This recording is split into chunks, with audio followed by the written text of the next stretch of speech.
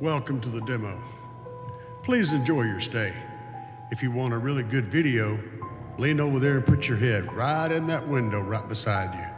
Let's do it, baby.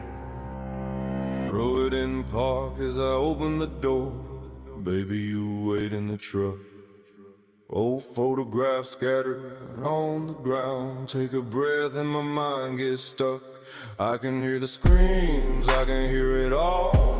Is it all just in my head? This whiskey bottle is keeping me sane, but I'm stuck in the past that night in the rain. Flashing in the headlights, eyes like a forest fire, running out through the woods. Screaming through the treetops, crashing through the mountains. This guy is up to no good. My blood ran cold as my lights caught a flash of something out across the plains. I stood there staring at a blood-soaked human covered with fur in the rain. The night the werewolf came. The night he went insane. Bloodshed in the rain on the night the werewolf came. The night he went insane. Bloodshed in the rain on the night the werewolf came. The crowd gathered round out there in the woods with guns all ready for war. Shots were fired at the big black beast. I can still hear him roar. The rain that night was a hell of a storm, and the blood ran cold as ice. But no one saw him hit the ground as he ran into the night. The night the werewolf came. The night he went insane. Bloodshed in the rain on the night.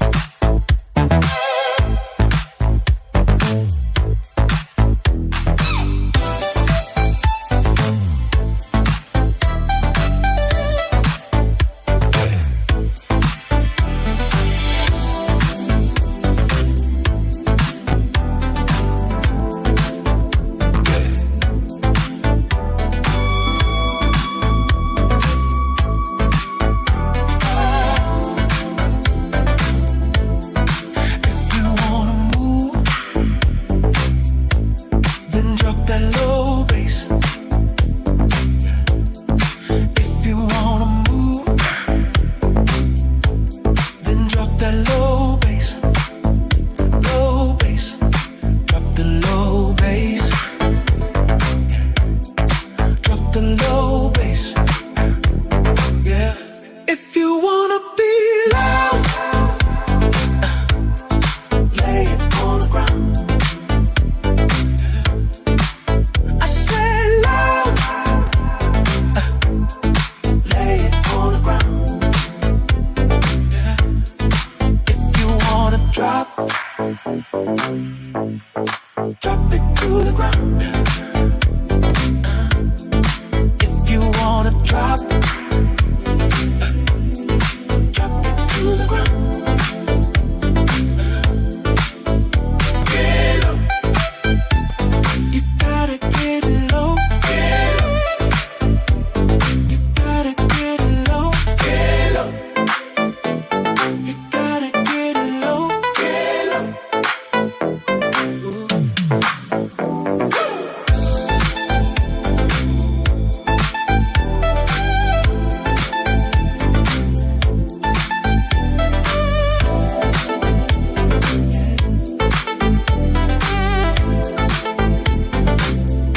If you wanna be loud, lay it on the ground. I said loud, lay it on the ground.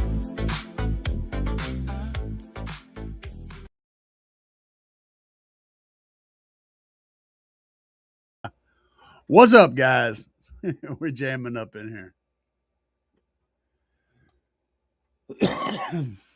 What'd you think about that intro song? Oh man, it's gonna be one of those nights. Um, so yeah, I'm struggling with headsets. I need to get me a new headphone for my streaming setup. I gotta order one. I keep forgetting. It is what it is. Um, let's see. We got Bobby B in the house. Bobby B says, "Yo, yo, yo, yo." Mr. Boom, Mr. Boom, Mr. Boomy 3. We're just going to call him Mr. Boom. In the house. Rick Ross is in the house. RT Kingsman is in the house. And there's a bunch more folks that ain't never said nothing in chat that's also in the house. So what are we going to talk about tonight? Well, that's kind of a toss-up. Of course, Friday night is always question and answer night. We just go through and answer questions. I was definitely not the first, like Red Pill says. Uh, Mainly, we just take in questions and we answer each and every single question that comes up in the comments. So if you guys are in here, go ahead and throw them in the comments. If you guys are watching this at a later time, I will also answer those comments. If you put the question in the comment below the video at a later time, I will get to that question. I answer every single comment. At least I read every single comment. Some comments are not questions; they're statements. I can't answer a statement, but I read every comment on every video. No matter how long it's been up, I read them all. And I answer the ones that have questions in them to the best of my ability. Stu is in the house. And speaking of Stu, I have something I wanted to bust out. We talked about this a little bit in the last show, but I didn't get a chance to really cover it. Stu did send me a link. So let me see if I can do this without screwing it up. If you want to ride. I'm going to go ahead and turn the sound on just in case. So, yeah. So this is what Stu was talking about, was this thing. Now, one of the common problems that we have in car audio, especially when you're running multiple amplifiers that are not strapped, is being able to control them all at one time with one bass knob. Now, you can get tons of bass knobs out there. You know, the B2's got them, you know, Big Jeff's got them, GP's got them. You name the person, they've got bass knobs. And all a bass knob is a potentiometer that controls the level of the signal going through the RCAs. That's all it is. You could build one yourself. However, sometimes they have inherent issues. For example, when you turn the bass knob all the way down, you're going to get a ground loop differential. And sometimes that can show up in your subwoofers. So what happens is you turn the bass knob all the way down to where it's at its maximum resistance, and then your subwoofer will make this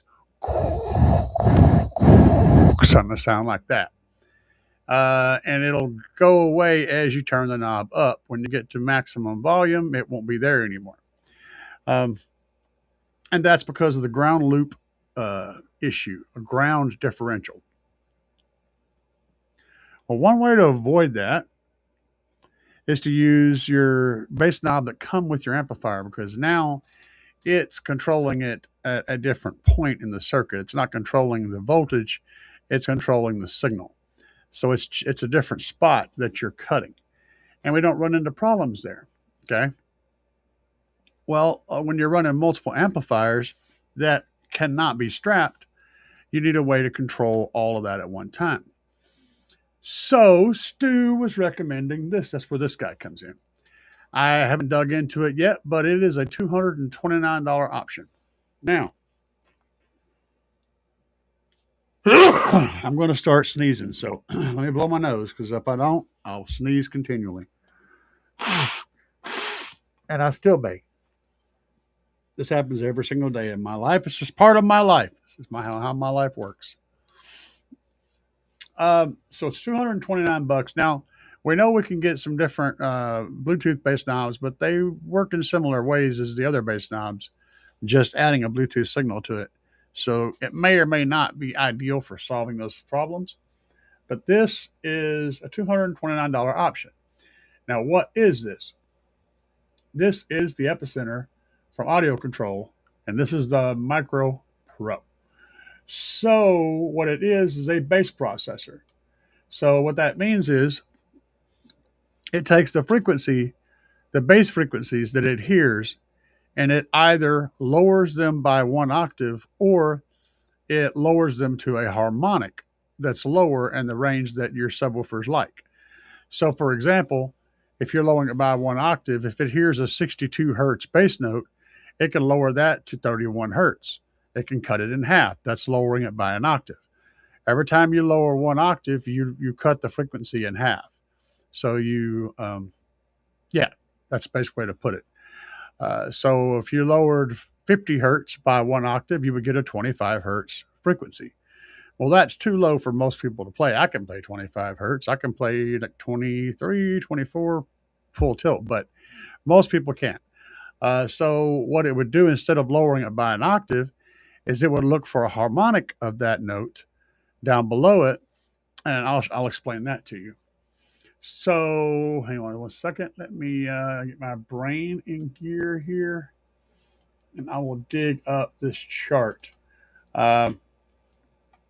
And it's not in the right location. Let's put it over here. So looking at this chart, if we had a 50 hertz bass note, but that's too high, right? Say it's 49, that's going to be a G. Now, if you know anything about piano or guitar or any kind of instrument, you understand how a chord forms. So G would be played by 3 fingers, a G chord, and that would be a G, D, E, a G, E, C, G, I see a G, B, or a D. So either a G, B, or a D would be a harmonic of G. The chords would play in harmony. So if you were a 3-piece band, 3-piece, harmonic group, doing doo-wop music, you would have the people in that group singing. When that G hits, they'd be singing a G, a B, or a D, right? And it would harmonize. So that's called a harmonic. So if you look over here at this chart, if we look at G, see G translates to 24.5. That sucks, coming down an octave. But if we go to B, we come down here to a B and come down an octave, part of an octave, we end up with 30.87 or 31 hertz. So this note would sound good where this note is. So what the processor does is it can't go down an octave. It'll go from 49 to 30, 31 and give you that note, and it would sound correct in that song, but it would also be playing in the frequency range that your subwoofer would be happy. So this is essentially what the processor is doing. It's doing one of those two things depending on the note. Now, that's what the processor does. That's what all processors do. That's what rebasers do. When you rebase music, you do exactly the same thing. I go through note by note, and I either lower it an octave or I lower it part of an octave down to a harmonic that works, so I can keep all the notes between 29 and say 40, somewhere in that range, so that those notes play in the average person's subwoofer setup in their car. So that's what this job mainly does, okay? But if we take a look, I can't zoom in any, but yes. So you have a left and a right input and a left and right output. And I'm assuming that, without digging any deeper, that this is a high level left and right, and this is a high level output, possibly. Wait a minute, that may be, that's the power. This is the power and stuff. This is a high level left and right. So you can come in at speaker level, or you can come in at line level to this device, and then it's going to output a line level signal here to go to your amplifier, to your subwoofer specifically. Now, what's cool about this is if you brought in from this output over here, you could run this output to as many amps as you want, right? You could run it to 1 amp, you could run it to 4 amps, 5 amps, whatever, and it's going to give you the same exact signal going out to those amplifiers. You still have to gain match them because the amplifier has its own internal gain. So you have to gain match all of them, but then you could use this one single knob right here to adjust the volume of all those amplifiers at the same time.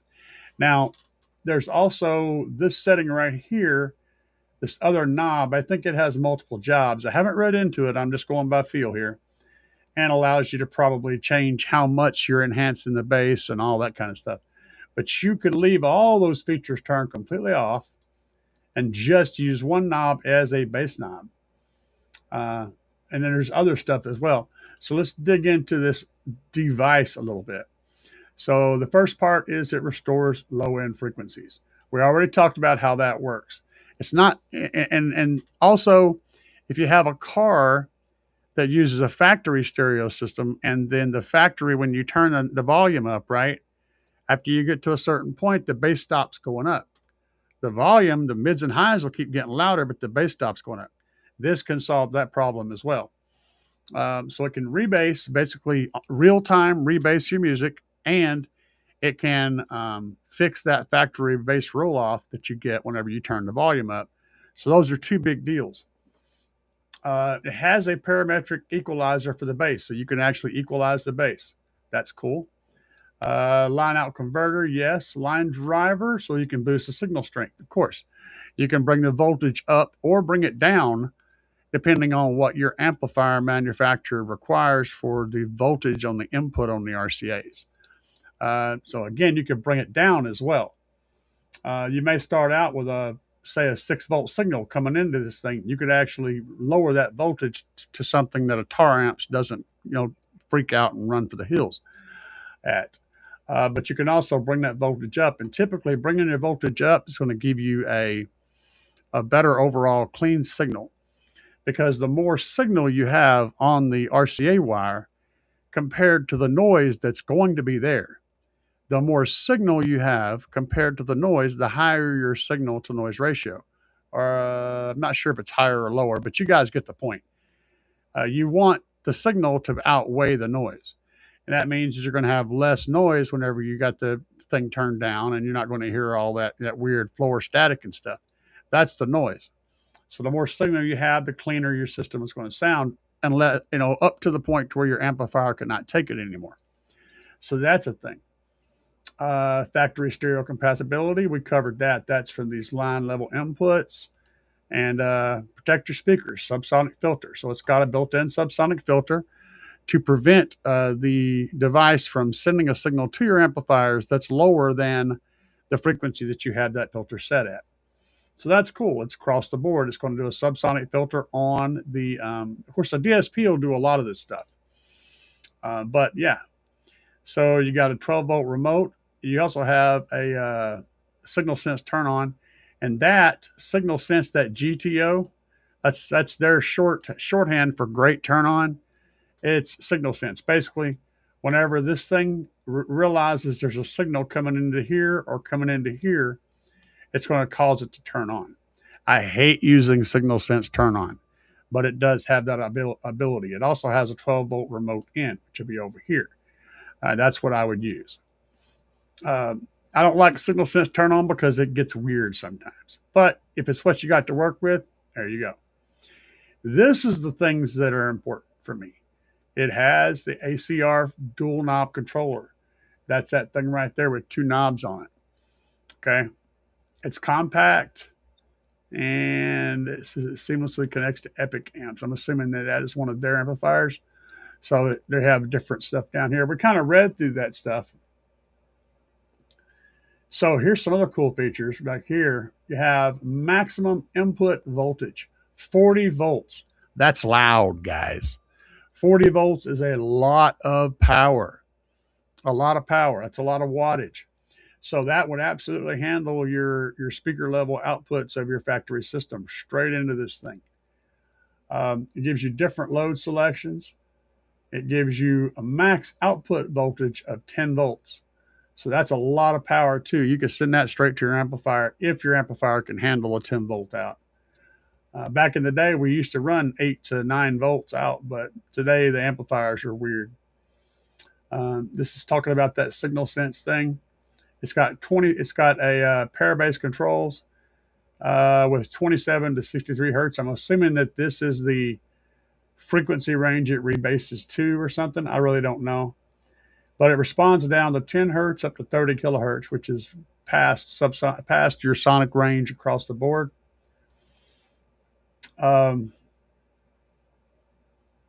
Okay. Subsonic filters, 15 hertz, two or I don't know which one that is. Maybe a knob, maybe a switch. I don't know. A nice low THD and a nice low signal to noise ratio.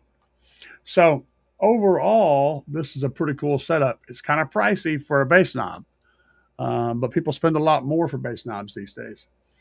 So what I think about it, I think it's cool because it also does rebasing. So if you're playing tracks that don't have good bass, i.e., like most music on streaming services, this would fix that problem. Like 1980s and 70s and even some of the early 90s to mid 90s stuff, the bass wasn't all that great. They had to create music that had a frequency range that would fit on a record, and that's always been an issue. So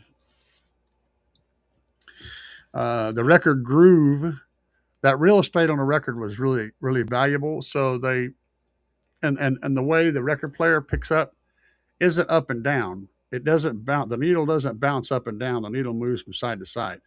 So the lower the frequency is you're trying to record on a physical medium like a record, the wider that groove has to be, which eats into real estate for the song, right?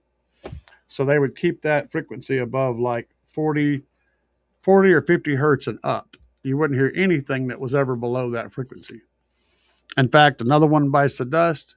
The bass line in that is that bottom bass line, do do do do do. That bottom bass note is 80 hertz, if I'm not mistaken. It's around that. It's really high. So back in the day, bass didn't go low because they couldn't record it on a record, and also because nobody had speakers that could reproduce it. But they still had some great music. Well, this Epicenter thing can actually give you a solution to that. Now let's look through the comments. I have a few in here, and we're gonna see what's going on in the comments section. See, Les Claypool, Red Pills in the house. Stu, I don't know, he's up to something. Oh, what's this? Red Pill says day 279 of no block off plates. Awesome. I don't know what he's talking about, but okay. Let's see. ACR 4 for the win. Yeah, he seems to like the thing. Is that what this is?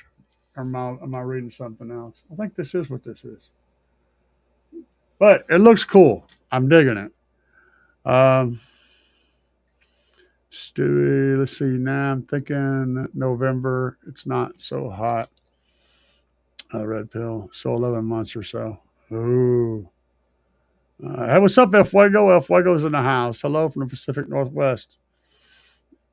All right. So Bobby said I have the Epicenter Micro and a JP95 with a bass knob. And I say this again, just to be perfectly clear. If you're running a single sub amp and it has its own bass knob, that is absolutely the knob you want to use because you're going to get the cleanest overall signal that way. This setup that I'm contemplating is more for people that are running multiple amplifiers and want to control them with one knob and don't want any noise or weird stuff. I don't know whether this will give you that. I don't know. It may or may not, but it definitely is cool, and it'll definitely do the bass rebasing trick, which is a cool thing. So I'm down with that. El Fuego said I'm chilling at Motel Jesse James, baby. Yeah. See, I don't know that. I could tell you a lot of stories about that place. But yeah, I spent a year living there, that little rundown shithole. But yeah, that's a whole nother story, man. A whole nother avenue of stuff. Um, it's pretty neat though. Uh, he said, "Nice. I'm chilling on my couch waiting for Mama Bear to get home." Oh, mine's already home, showered. She's home, entertained, showered, and in bed at this point. She usually catches out about 7 o'clock in the evening and she's in bed. Unless I got something going on that I require her to be awake, she's in bed by 7 and she gets up by about 3 or 4 o'clock in the morning. That's her. She's a weird bird. Um, reason I'm JP base knobs that have the 10th and volt gauge. Yeah, I feel you. Having those things built into it is nice, for real. There's getting to be a lot of those. I mean, you got the LAF wireless kit. I don't know how good that. I don't know how good it rejects the noise thing. I don't know how well it works. I mean, I've got people that are using it and they seem to like it. I'm not a fan of things that don't have wires because I tend to lose them. And I'm not. I'm so far. I'm not really down with the idea of having a knob that I could hold in my hand and work in a vehicle. I'm so used to having it mounted somewhere that I'm not sure that I'll like that. But it is what it is. Maybe I will. I don't know. Frank said, "Hello, everybody. One of these days, I'm going to remember to bring my earbuds with me when I go out Friday nights, and it's loud. Oh yeah, yeah. I got my little crappy ones that sound phenomenal. So when I create music, I use multiple different listening environments to test the tracks before I upload them. So I listen to them on earbuds, listen to them on the phone speaker, listen to them in my Tahoe, and I listen to them on my system in here. And then I switch my audio output in here to one of the monitors. So I have speakers built into the monitor and listen to it on that. And if it sounds good on all of those different sources, I know it's probably going to be a good track. That's just part of the process for me. T. Corley says, "One of these days I'm going to remember to bring my earbuds." Yeah, I just read that. See, my brain, I'm an old man. Uh, yeah, I was pointing that out. Nice little line output. I like the fact that it is a line output converter, so you can skip that. Um, it's got a little minor DSP for the subwoofer built into it, which is cool. Some subwoofer functionality. Um, it's very clean, very elegant. I like the fact that the line goes through it for the wiring. That would be cool. Having shit going from one side and then coming out the other, that can be cool. I am more of a all on one side kind of guy when it comes to equipment. But if you're hiding the equipment or if you're really stealthing it, having it go in and come out the other end is a really easy way to stealth things. I usually display my shit, so I like it to all go in on one side. That's my, you know, whatever you want to call it. Uh, exactly.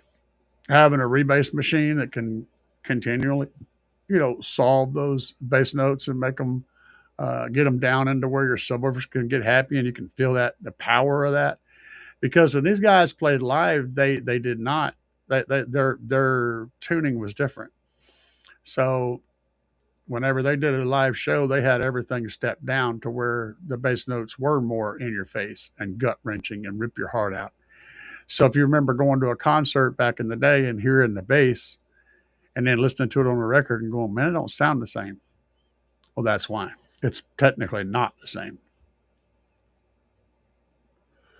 Um, and Red Pill said a lot of country could use that too, especially older stuff. 80s and from the mid 90s, anything from the mid 90s back is going to be lacking in bass. That's just it didn't really start. When technically we could have started putting big deep bass on 8 tracks or cassettes, but the fact is that the vinyl record, was still the main way music was distributed. I mean, like record sales, records, golden records, all that. It was always records. Record was the number one thing. The 8 track was a way to make it portable, but the record was the key, right? Um, so yeah, I mean, and since that was the main medium, you had to work inside the boundaries of what it was capable of doing.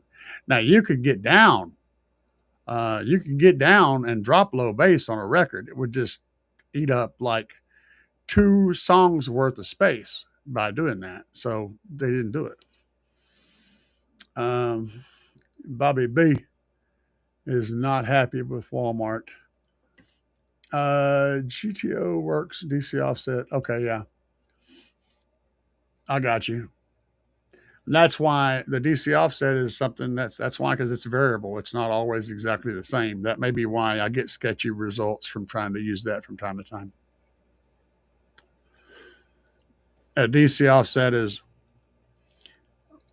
technically you. I mean, if you don't have any music playing, you shouldn't have any DC offset, but everything does to an extent. So that's why I'm thinking that since it's a variable, that's why it doesn't always work exactly the way I like it to work.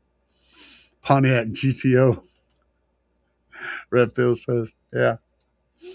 That's what I thought of when I first saw that, but it represents great turn on if I remember correctly. Oh, now we're talking about Pontiacs. Dad had a '67 GTO with a 400 under the hood. Yeah, I loved them big block engines, but God, they were so bad. They sounded great. They pulled hard back in the day, but you compare them to modern engines, and they were just terrible. I mean, you have a 400 cubic inch engine that makes it 160 horsepower and maybe 200 foot pounds of torque. That was kind of the norm. They were doing so many bad things to them. In '60s, they were a little less bad because they didn't have the gas, the pollution problems, the pollution standards to cut down and restrict them. But they also hadn't really figured out how to get them to flow like they could. And so there's a lot of stuff. Technology, man. Modern engines are absolutely phenomenal at what they can do with very little cubic inches. Case in point, we've got V8s now in cars that are making 1,000 horsepower from the freaking factory, and that's what they could have done with those engines back in the day had they had the right technology to work on them. So yeah, good stuff. I don't get me wrong though. I'm a '70s guy all the way. '60s and '70s, I love the cars and the big muscle cars from back in the day. It's just a fact that the average minivan running the road right now could outrun most of them in pretty much every metric, which is just something that's bizarre. What? William said, "How am I feeling?" Um, yeah, I keep waking up, and then so I got to do stuff because I'm awake and I'm not dead. So I just keep on, doing stuff.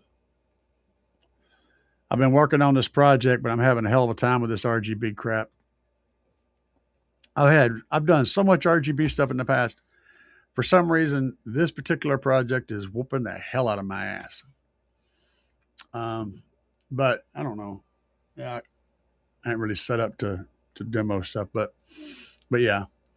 Let's see here. And y'all dealt with the Kenwood head unit not powering up. And all you have is that red triangle lit up. I'm not familiar. But if you have some kind of red triangle, that usually means something's wrong. And if a head unit's not powering up, my guess would be possibly that you might have something like the ground isn't connected good, or the ground it's connected to is not a good ground. Possibly switched the ground and the positive wires. Possibly switched the remote. No, that would be different if you switch the remote and the always on wire. That might make it behave weirdly. I would check your wiring on those three wires. Very thoroughly check your wiring, even if you know you did it right, because that's the one that typically has the problems. You know you got it exactly perfect. Go back and check them anyway, because that's a good possibility. Another thing that could be happening possibly is you have two speaker wires that are shorted together somewhere, and the head unit is sensing that, so it won't turn on. So yeah, I'd say it's in the wiring, most likely, if I had to guess. Stu said The Epic Micro knob is super clean. They revamped the circuitry a couple years ago to make the output linear. That's cool. No more weird ramp up curve. Yeah, I hate that. I absolutely hate that horrible ramp up curve on some of the cheaper stuff. Um,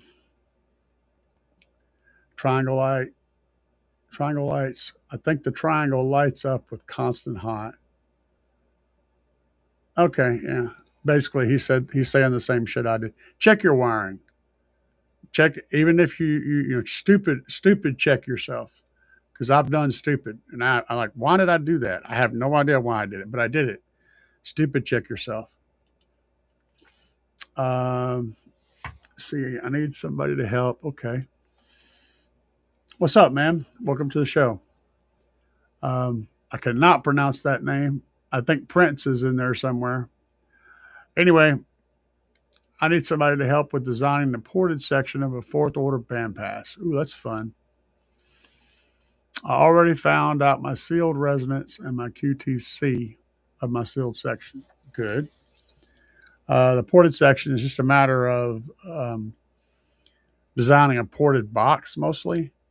Fourths are not terribly complicated if you get the right size in your sealed section and then you get the right ratio on your ported section, depending on what you're trying to do. If you're trying to play a wide band and have a SQ kind of a sound, then you want to have close to a 1-to-1 ratio. But if you're wanting to get insanely loud and only be able to play one note, you might have a 10-to-1 or higher ratio. For most people, I would say it's usually like a 1 to 1.5, somewhere in that range. So a little bit bigger of a ported chamber. And the chamber is a big deal on a fourth. The chamber is a really important part. The port on the fourth is not nearly as important as the chamber, for the lows anyway. But you have to design your port in relation to the tuning, but also in relation to the size of the ported chamber. Those two are connected directly together. So, for example, a larger ported chamber might end up having a larger port. I don't know. You have to do the math on that. So it's going to come down to the size of your ported chamber and the tuning, the top tuning you're going for. The low tuning is coming off the box, the sealed section. The high tuning is coming off that front port. And the good thing is if you build that front port where it's adjustable, where you can change the size of it, which is fairly easy to do that, and it's also fairly easy to change. So as long as you get the chamber the right size and you get the port somewhere in the general ballpark and make it adjustable, then you can dial that fourth in no problem. It's not near as scary as you think. You've already done the hard part. If you've got the sealed chamber set up and you've got the ratio figured out, the hard part's done. The front port is the easy part, and it's easy to adjust, and it's out there where you can get to it real easy. Hopefully that helps the best I can help. Yes, Too Short's life album had some bass. Yes. I still say it's probably not going to be the lows that I'm looking for, though. And the reason is that whenever you're an artist and you're releasing a record, you need to be able to hear the damn bass on a smartphone. You need to be able to hear it on a tiny speaker. It needs to have sound. And whenever you're playing stuff down into the 20s and 30s, the low 30s and the 20s, small speakers just won't reproduce it. The electronics won't allow them to reproduce it. So since most people are listening on those types of devices, the mainstream artist has to release music that works well on those devices, which means it not as good as it could be on a big sub. Just saying. Money, man. They're after money. And the fact is, probably 99% of the people out there listening to that music are listening on a factory car stereo. They don't even have a subwoofer at all. And you can't kill off 99% of your market to satisfy that 1% us that likes them lows. Money comes down to money. But I would have to listen to some of those tracks though. Stu said, I built a ton of boxes over the years, but I never got into bandpass. Only built one I can remember. Well, even a ported enclosure is a bandpass. A bandpass is, by definition, allows a band to pass. Something in here. You're cutting everything up here and you're cutting everything down here and you're allowing this band in the middle to pass.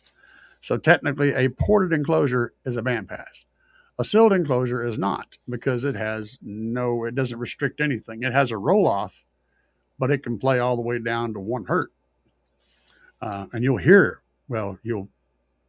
technically something that can receive pressure will actually pick up a 1 hertz signal.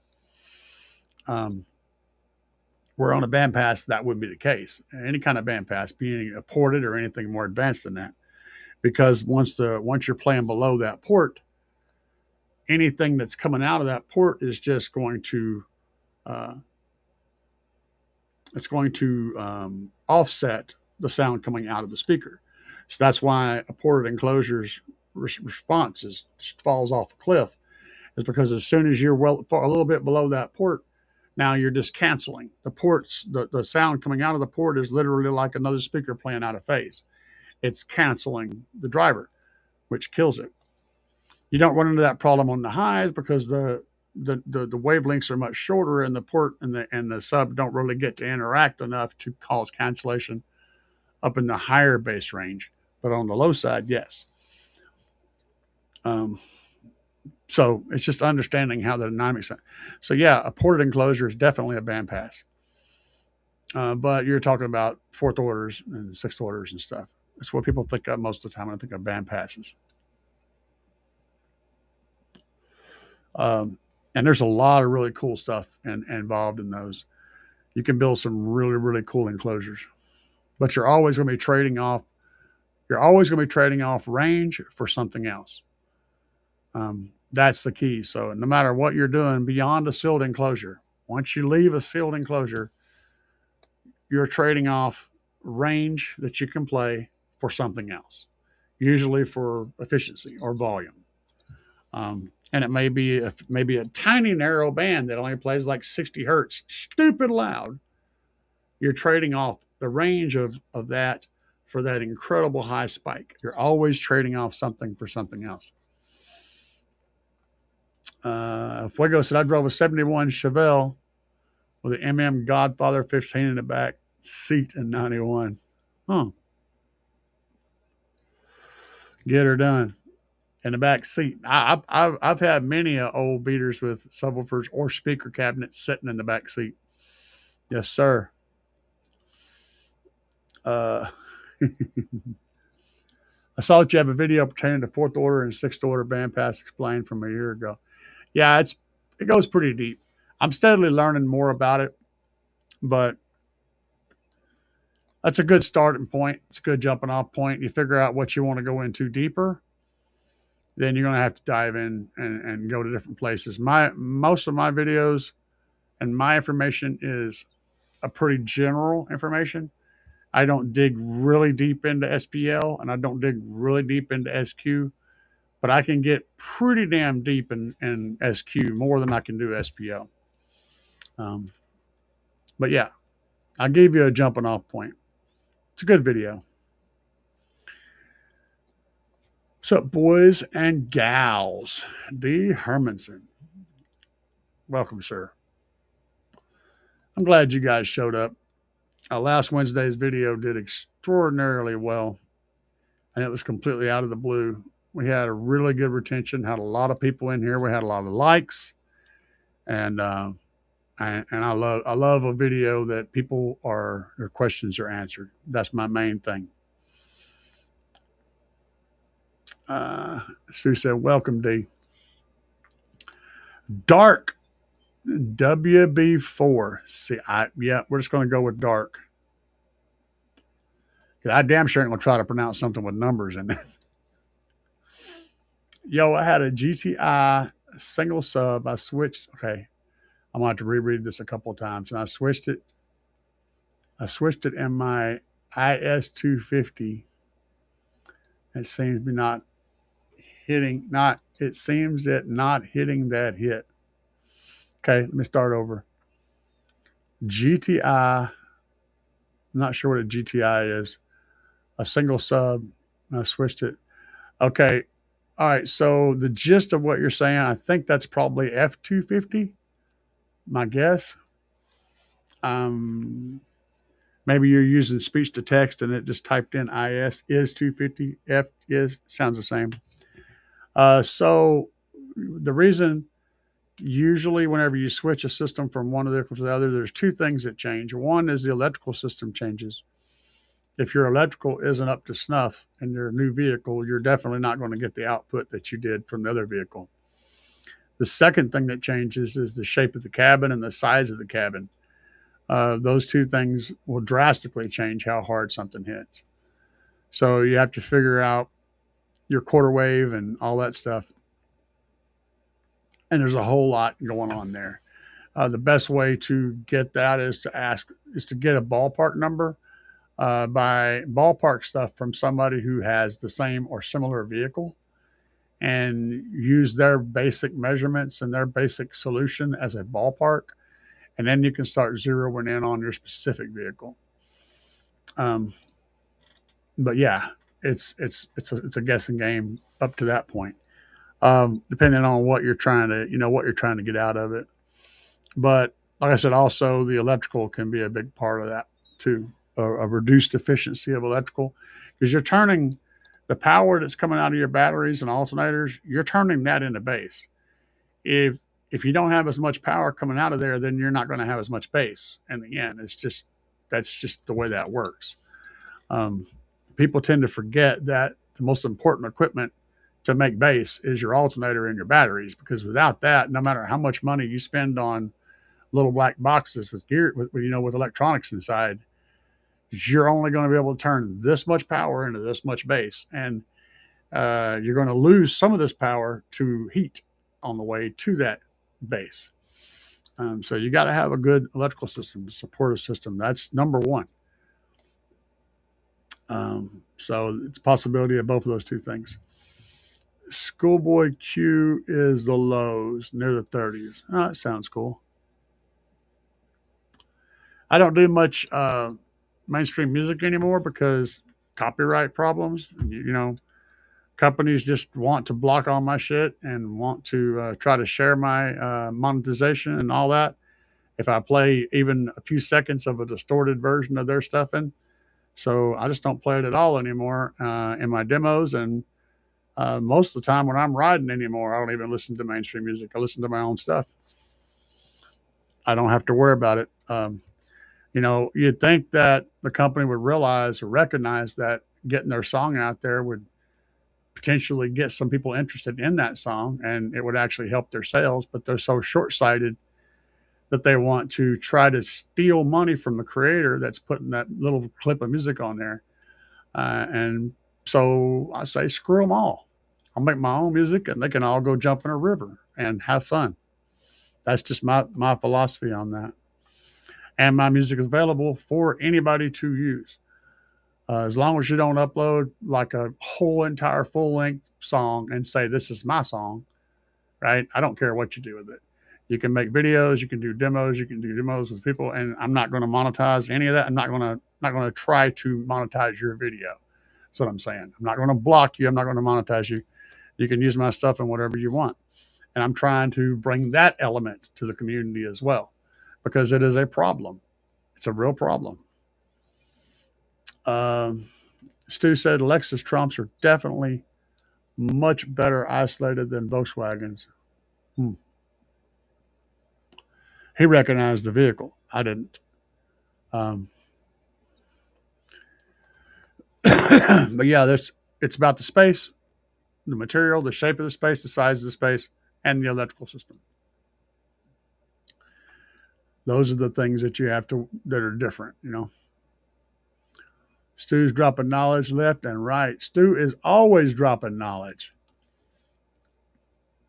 Stu is my technological support guy. I need to give him a title. I had to give him a title. Let's see here. I can't do him. I can't do it here. I'll figure it out. I give him a star. You get a star, Stu. Hey, no problem, Dark. Have to listen to Night Lovell's Jamie Sen, another low bass song. It's not very bass. Cool. I would dig into it. I do enjoy listening to stuff. I just anymore I'm getting more and more to where I just listen to stuff that I create because I'm just so incredibly, totally done with recording studios and record labels. Not the artist, it's everybody else. The upside down guy in Australia. Yeah, I know, man. Screw them Aussies over there with their warm weather right now. Damn kangaroo rats and shit.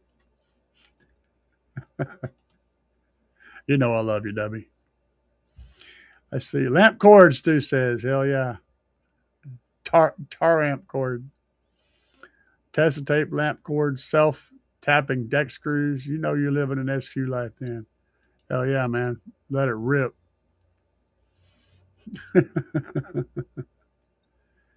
Tech flex on the radiator hoses. Ah. A little duct tape, man. You're good. You're Gucci. I have my buddy uses what's this stuff called? Zip tape. ZIP tape for a whole lot of stuff. And I mean it's really handy. It's kind of like a stretchy version of sound deadener, but super sticky and on a roll. You know, you can use it to do all sorts of stuff. It's a problem solver. If you got a hole in the body, you can zip tape that sucker and it's done. Um, it's pretty cool stuff. That's his go-to duct tape for weird problems where he's trying to solve a problem. Works pretty good. I need to get me a roll of that shit, but it ain't cheap. I'm gonna take and put I want to put 4 pieces of it on my freaking sunroof and go around the sunroof to seal it to my because I've got a tiny leak up there, and some of that zip tape would sort it right out. Let's see here. 3-hour rant: why self tapping deck screws have resonant issues. I don't know. What I like is whenever you guys crack a joke on something, I like to try to find some element of real in your jokes. That's one of my games I play. So you know. I get your jokes, but I like to try to find something in it that actually is real. And I'm trying to figure out how to bring that into the real world. Well, the fine threads would definitely tend to not hold as well. That could definitely cause panel resonances. Okay, there you go. That's it, Dubby. Expensive sound deadener.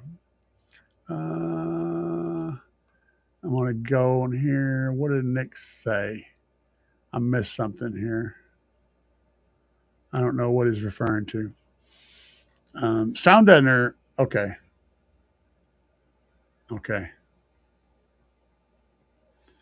So I'm reading the comments ahead of time. You're funny. So when it comes to sound deadener, the cost of it is not relevant to its performance. Typically, they are fairly well aligned, but it's not always relevant. And what you're looking for is something that has enough mass to reduce the resonant frequency of the panel you're putting it on. That's it. I mean, that's really it. If the panel resonates, meaning if it, that doesn't really work. If it sounds like a drum when you hit it, of some kind, that's bad. If it makes a noise that continues after you hit it, if it makes any noise after that, that's what you're trying to kill. You're trying to make it so that that thin piece of metal, instead of going kong, kong, kong, goes tap, tap, tap. So all you have to do is have enough deadener, enough material attached to that panel so that it doesn't ring at the frequencies that you're exposing it to. Now, in the car audio world, the tap, tap, tap is definitely not the frequency that it's being exposed to. What it's being exposed to is 30 hertz, 28 hertz, 26 hertz, 35 hertz, those low frequencies. And they're going to be a lot more forceful about what they do. So a thicker, heavier deadener is going to give you better control over that resonant frequency. But again, it depends on the panel. It depends on the application. And it doesn't have to be deadener. It could be literally anything. You could glue a piece of plywood to a panel and get the same result in some cases. So I know because I've done it. So think outside the box. You don't have to go buy 16 boxes of freaking ridiculously expensive deadener to deaden a panel. You just got to attach something heavy enough to it that it can't vibrate at the frequency that you're exposing it to. And that's the key. It could be anything. You can glue 1/4-inch plywood to a panel and significantly lower the resonant frequency of that panel. And I guarantee you that is going to do more for that panel and lower that frequency than a half a box of $20 or $30 a sheet freaking sound deadener from somebody's company that puts their name on it so that it looks cool. It has its place, but don't think about what you're doing. Think about the project and figure out ways to do things more economically, both time-wise and money-wise. And, of course, spending everybody has 3 budget factors. You got your time, your knowledge, and your money. Now, which one do you have the most of? If you got tons of time and not much money or knowledge, then, figure out different ways to do it.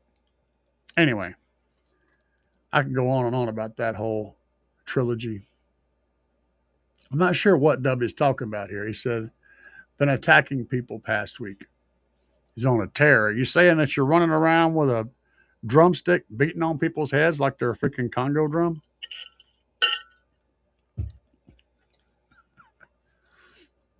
That's a bit of an inside joke. I was producing a song with Suno, and it's not important, but whenever Suno makes a track, when it outputs a track, it also attaches a tiny image to it, and the image he put on there was a piano, and some guy had a drumstick in his hand. He's about to attack that piano with that drumstick.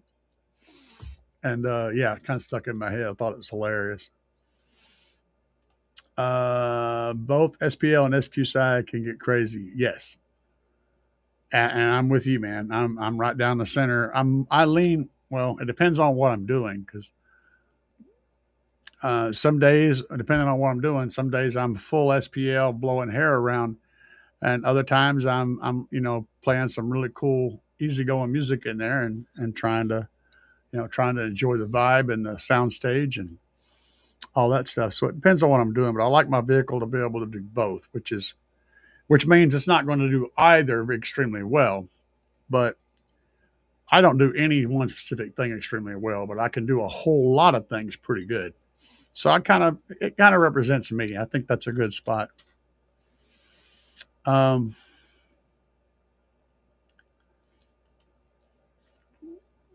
Just surprised SQ fighting like this.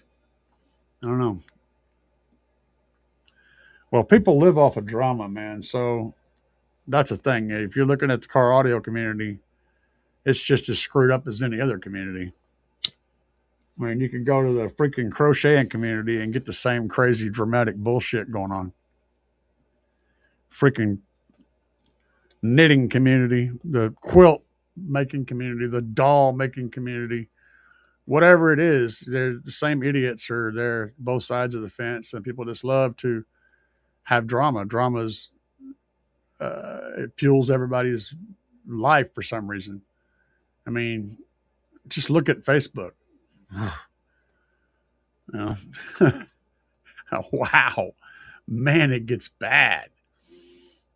I'm an SQ guy forced to install customers' bad decisions for a living. Yeah, it is what it is, bro. You know, that's we all got it. We all got to do our thing. Uh, Same with my buddy Carmel. He's an SQ guy, and most of what he does is install bad decisions. All right, let's see here. Prince. We figured that we're just going to call him Prince. 2 SoundCube HD S310s. 1 cube sealed separate chambers per sub. A QTC of 0.64. That's kind of low. Or 0.46, I mean. And that is kind of low, but I'm not sure how it's affected by your. I'm assuming you're going to have a fairly small ratio. So there's going to get some. You're going to get some Q off of the vented chamber as well as the ported chamber. I see what you're doing there. I'm not an expert in this department. I just know a little about it. A 40 hertz resonance fit up to 1.49 on the ported chamber per sub with 20 square inches of port area per cube. That sounds like a reasonable plan. That'd be a 1 to 1.5 ish, which is going to give you a pretty damn musical tune. It's still going to have some good solid peak in the middle. So wherever your frequency is that you are just, you know, whenever you get it set all the way done, you'll find that frequency where you're just hammering for your SPL runs and your hair tricks and all that sort of thing. But the 1 to 1.5 is an excellent spot. 20 hertz per cube, 20 square inches per cube is a reasonable number as well. You'll find probably that you'll want to shrink that port. So when you build it in such a way that you can add something to it to shrink the opening. Because if you change it at all, it's going to be making it smaller. So make the bottom of your port something that you can change, raise up and down and close off more or open up more. If you go any direction, it'll be making it smaller. So that's a good starting point. Get your size locked in on the sides, and then just have the top. Maybe the top can add more layers to bring it down. The bottom, you could add more layers to bring it up. That sort of thing. And you'll be solid in there. I believe that's a pretty good setup you got going on. I don't see any red flags. It's pretty high, pretty small on that cube. But then again, those are 10s. They're not doing 15s. I'd have to look into the specs on the sub to be more exact, but you've already probably done that because you're pretty stationary. You're pretty good. You're pretty solid with your information here. And a 1.5 would also give you a little bit more restriction on that top chamber to the vented chamber to help with your resonance. Ultimately, in the very end, you want your resonance to be somewhere around 0.7. Your QTC around 0.7, 0.6, 0.7, 0.8, but around 0.7. 0.707 is the magic number, but we're not trying to, paint toenails here. Somewhere around 0.7 ultimately, after all things are considered. So yeah, good luck. Sounds like you're on the right track though. Tech support for the win. Have you tried to turn it off and back on? Yeah, power cycle. It worked for Jesus, right? I'm going to get so much hate for that. Let's see here. That's 5 cubes per 10 on the sealed side, just to clarify.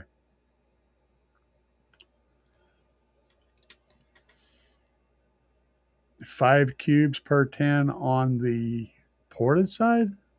Because you're saying you got 1 cube separate chambers per sub. 1 cube sealed separate chambers per sub. I don't know. It's all going to be based on your what your sub wants. So go with. I mean, when you're doing the smaller chamber on that is going to play high notes better, probably be louder.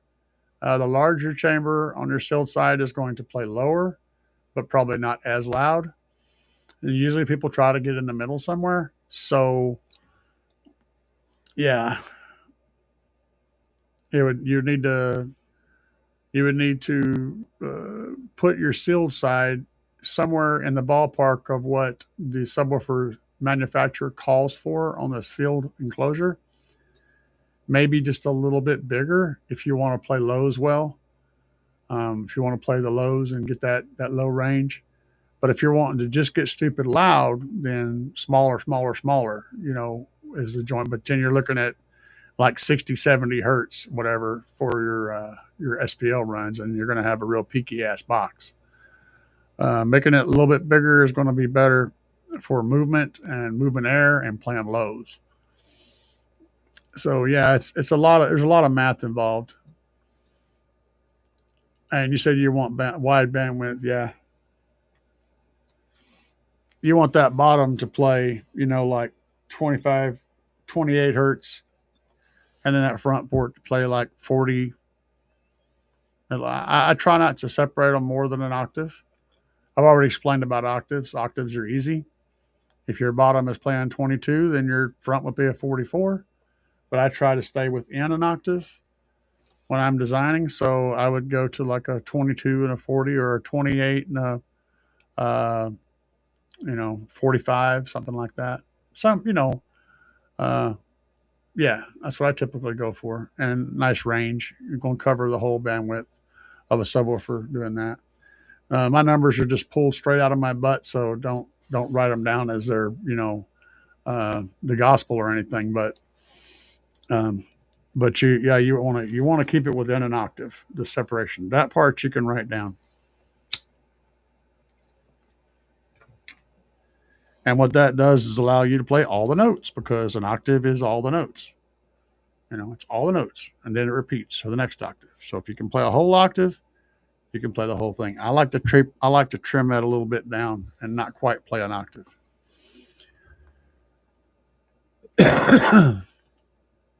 Let's see here. Stu said, I remembered. We discovered heat shrink tape last year. Still need to buy a roll and see what it's about. I haven't used the tape. I can see where it would be useful, though, in scenarios where you can't get a piece of heat shrink tubing over the end and it's, heat shrink tape. Maybe that's a thing. But I also would tend to think that it might be more of a cheap patch kind of a thing. I don't know, man. It might look pretty good. It might be pretty professional. It's hard to say. But yeah, I need to look into that too. Might be something worth digging into. I can imagine a case scenario where the end of the tape just kind of starts peeling up as you heat shrink it because it's not holding on to anything. I don't know. Again, I can't speak on that because I don't know.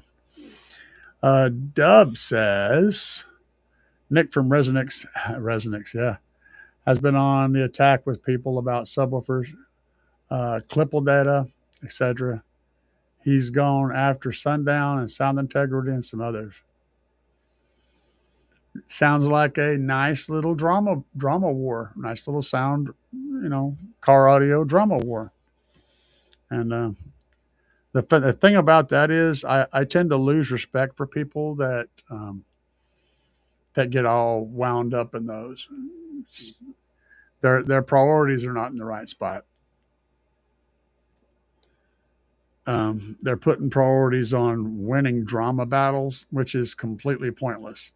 I mean, look how many people out there think the world is flat right now. You can't argue with these idiots. They're just they're just going to go through life walking in reverse and running into shit and not knowing why. I don't know what to tell you. Some people are just too broken to fix, and you just got to let them go. Let them walk on by, and then you can breathe in nice fresh air, and life is good. That's what I try to do. There's actually two parts to CLD. Okay, yeah, we're digging in. I was staying on the panel resonance thing, Stu. I was not getting into the other elements of it. I was just staying on panel resonance because that's 90% of what people are actually after. Most people, unless if you know what you're after, then my information was pointless because you already know all that. If you don't know, that's when it comes into play. So let's see what Stu had to say. The stuff with the aluminum layer on top and the butyl layers add mass as well as transferring mechanical energy into multiple directions. And then it broke off. He broke. The aluminum layer constrains the mechanical energy into the butyl so it can dissipate. Of course, it turns vibration into heat, but that's what we're doing across the board, no matter what you do.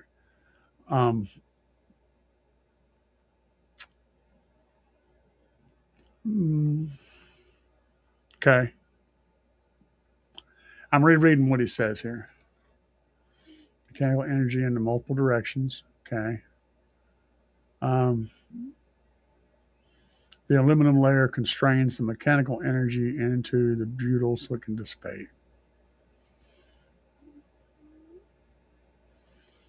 Yeah, I'll buy that, at least to some degree. I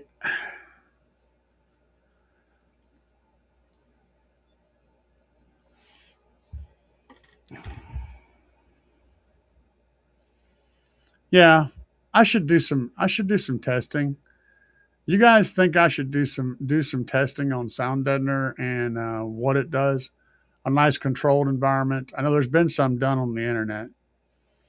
Um, if I remember correctly, the Amazon stuff came out pretty good. But I could do a controlled test on half a dozen different sound deadeners and how effective they are. I think I have a way to make that work pretty good.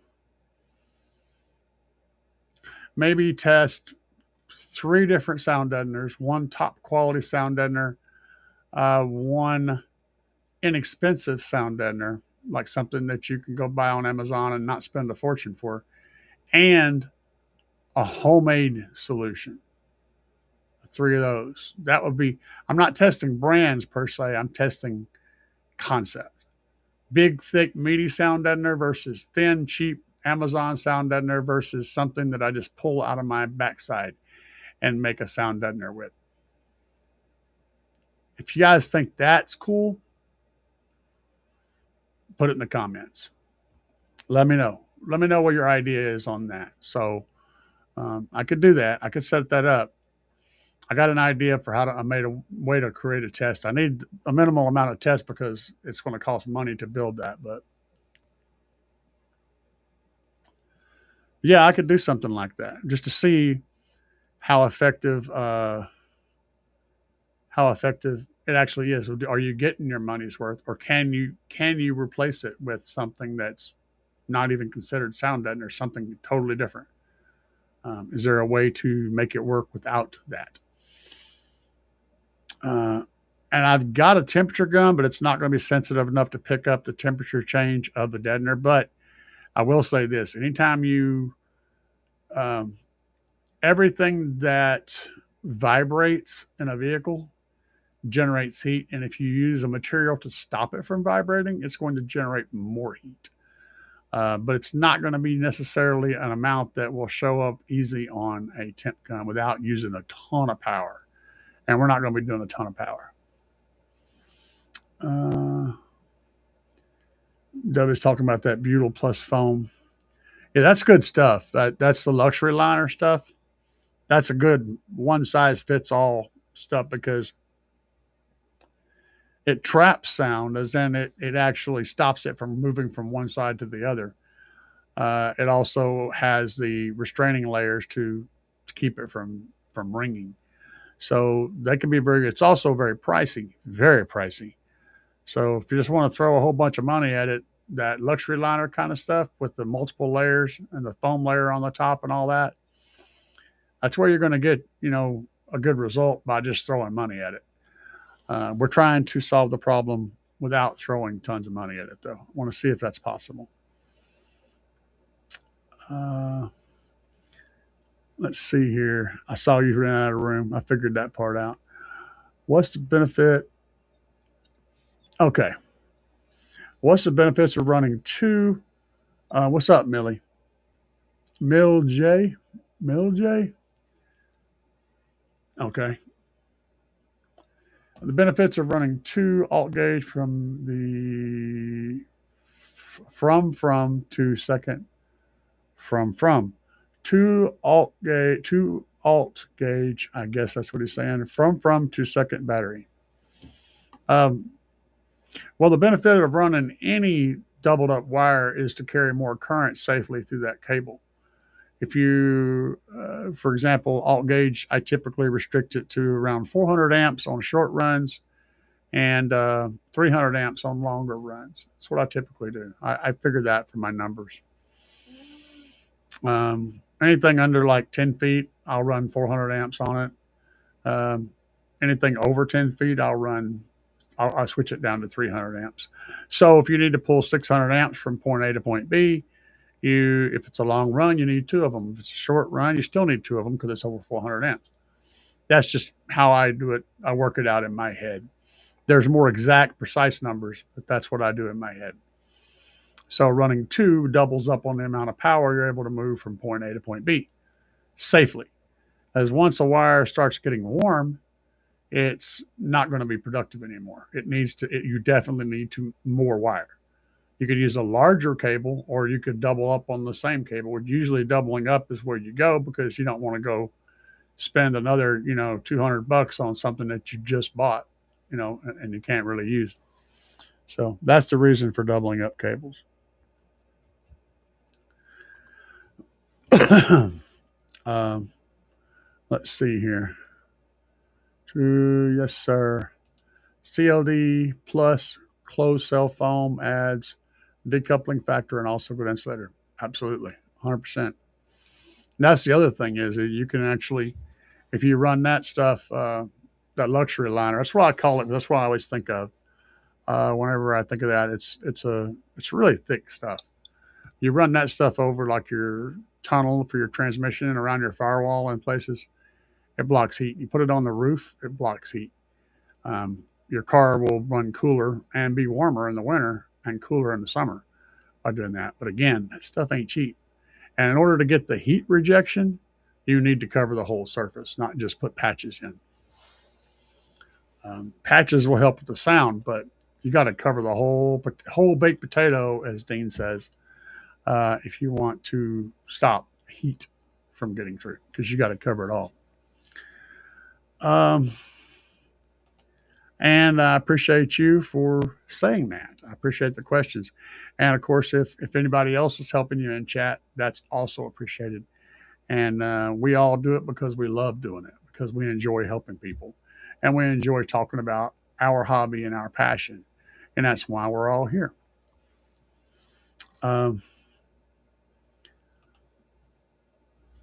Okay, W, what's up? Let's see here. I have a weird. I'm never sure what the hell I'm going to get from W because he likes to crack jokes, and so I'm always looking for the punchline. I have a weird 9K whine happening in the car. It's only when my wife's inside, though. There it is. What do you think it could be and how to fix it?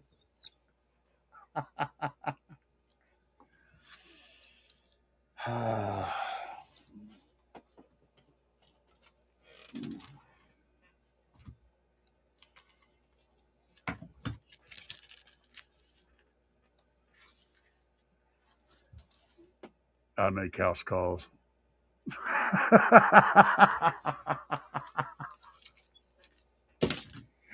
Guys, W, you're so crazy. Uh, Feed her some tacos, man. I feed my wife. She always shuts up. Stu, what fronts can I fix it with an ASP?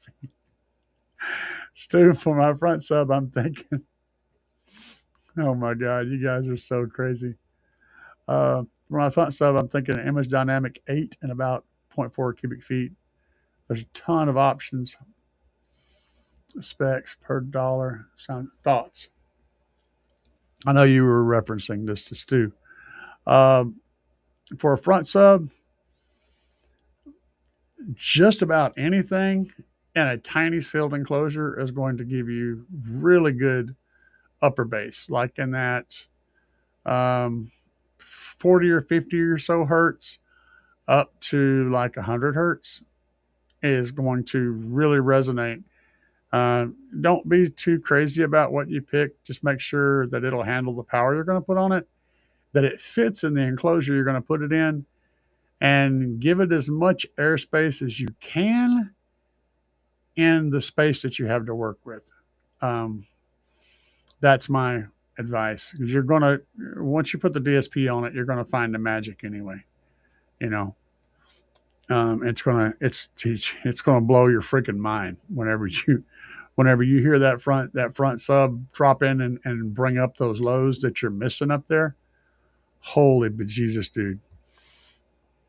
I've done demos where I left my subwoofer wall off, and I would just play in the front stage, which is my little 10-inch sub in the front of the dash, and I'm like, and people are like listening, and they're like, holy crap, that's a lot of bass. So yeah, it's a tremendous amount of bass. Um, so yeah, sounds like a good plan. Never heard any bad mouth ID subs. Okay. Yeah, he's talking about the image dynamics. Yeah. Any bad? Okay. Yeah. What's up, Key? I mean, how are you? I'm running about 150 amp hours with three AGMs. Three AGMs and 150 amp hours?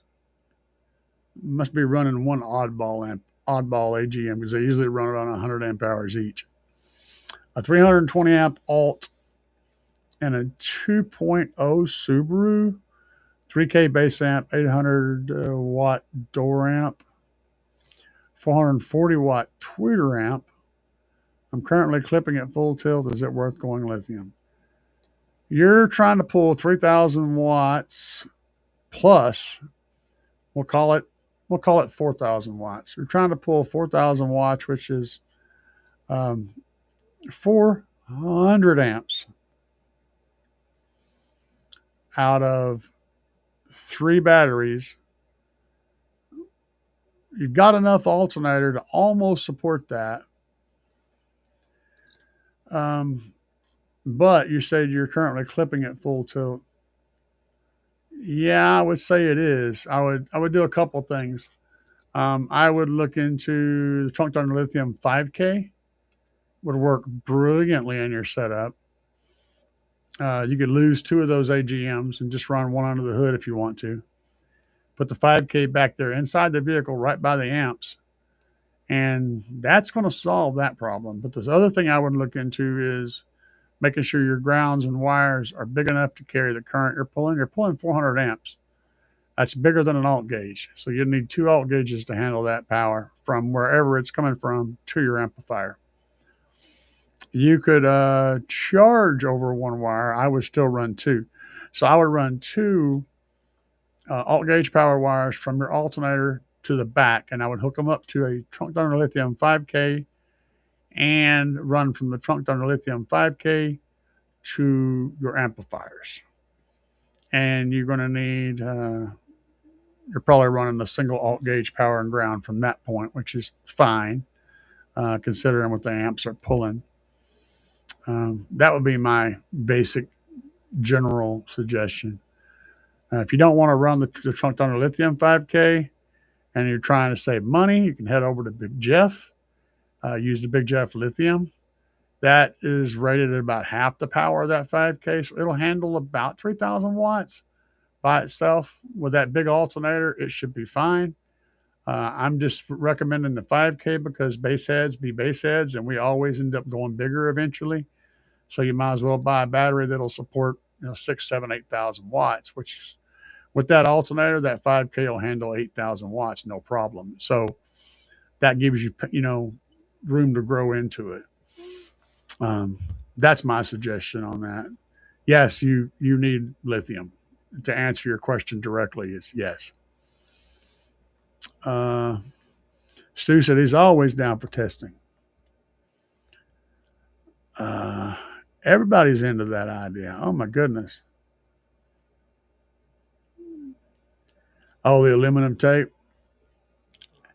Yeah, I don't know. That is interesting though. I mean, it would still give a bit of a substrate. So I don't know. I've got some ideas.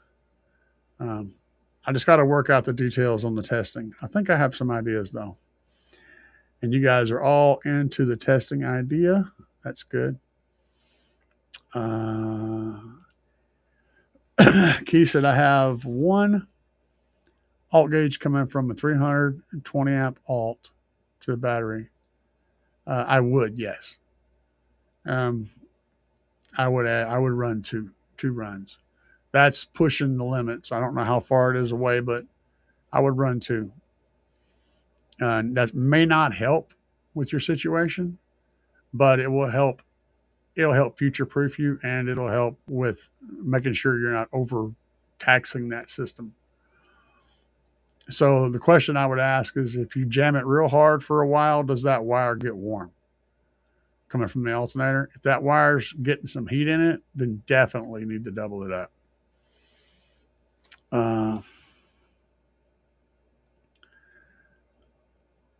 Let's see. Dubby, can I fix the 9K wine? Bro, if she's whining at 9,000 hertz, man, you need to fix your wife. Because that girl's broken. That is a very high frequency. I would open the door, ejectocito, because I saw somebody throw that in there. I would definitely have to ejectocito cuz her ass, because my head would explode. Straight up, Abba. It's not a Duma.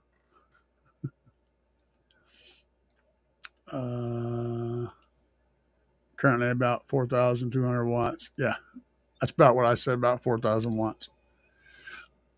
Ejectocito cuz. With no roof hole.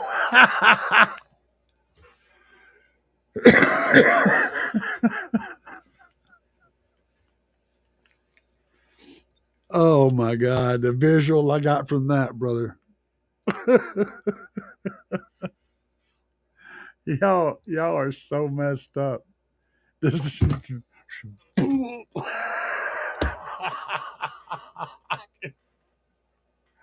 I can see her flying up into the roof and like folded up like an accordion.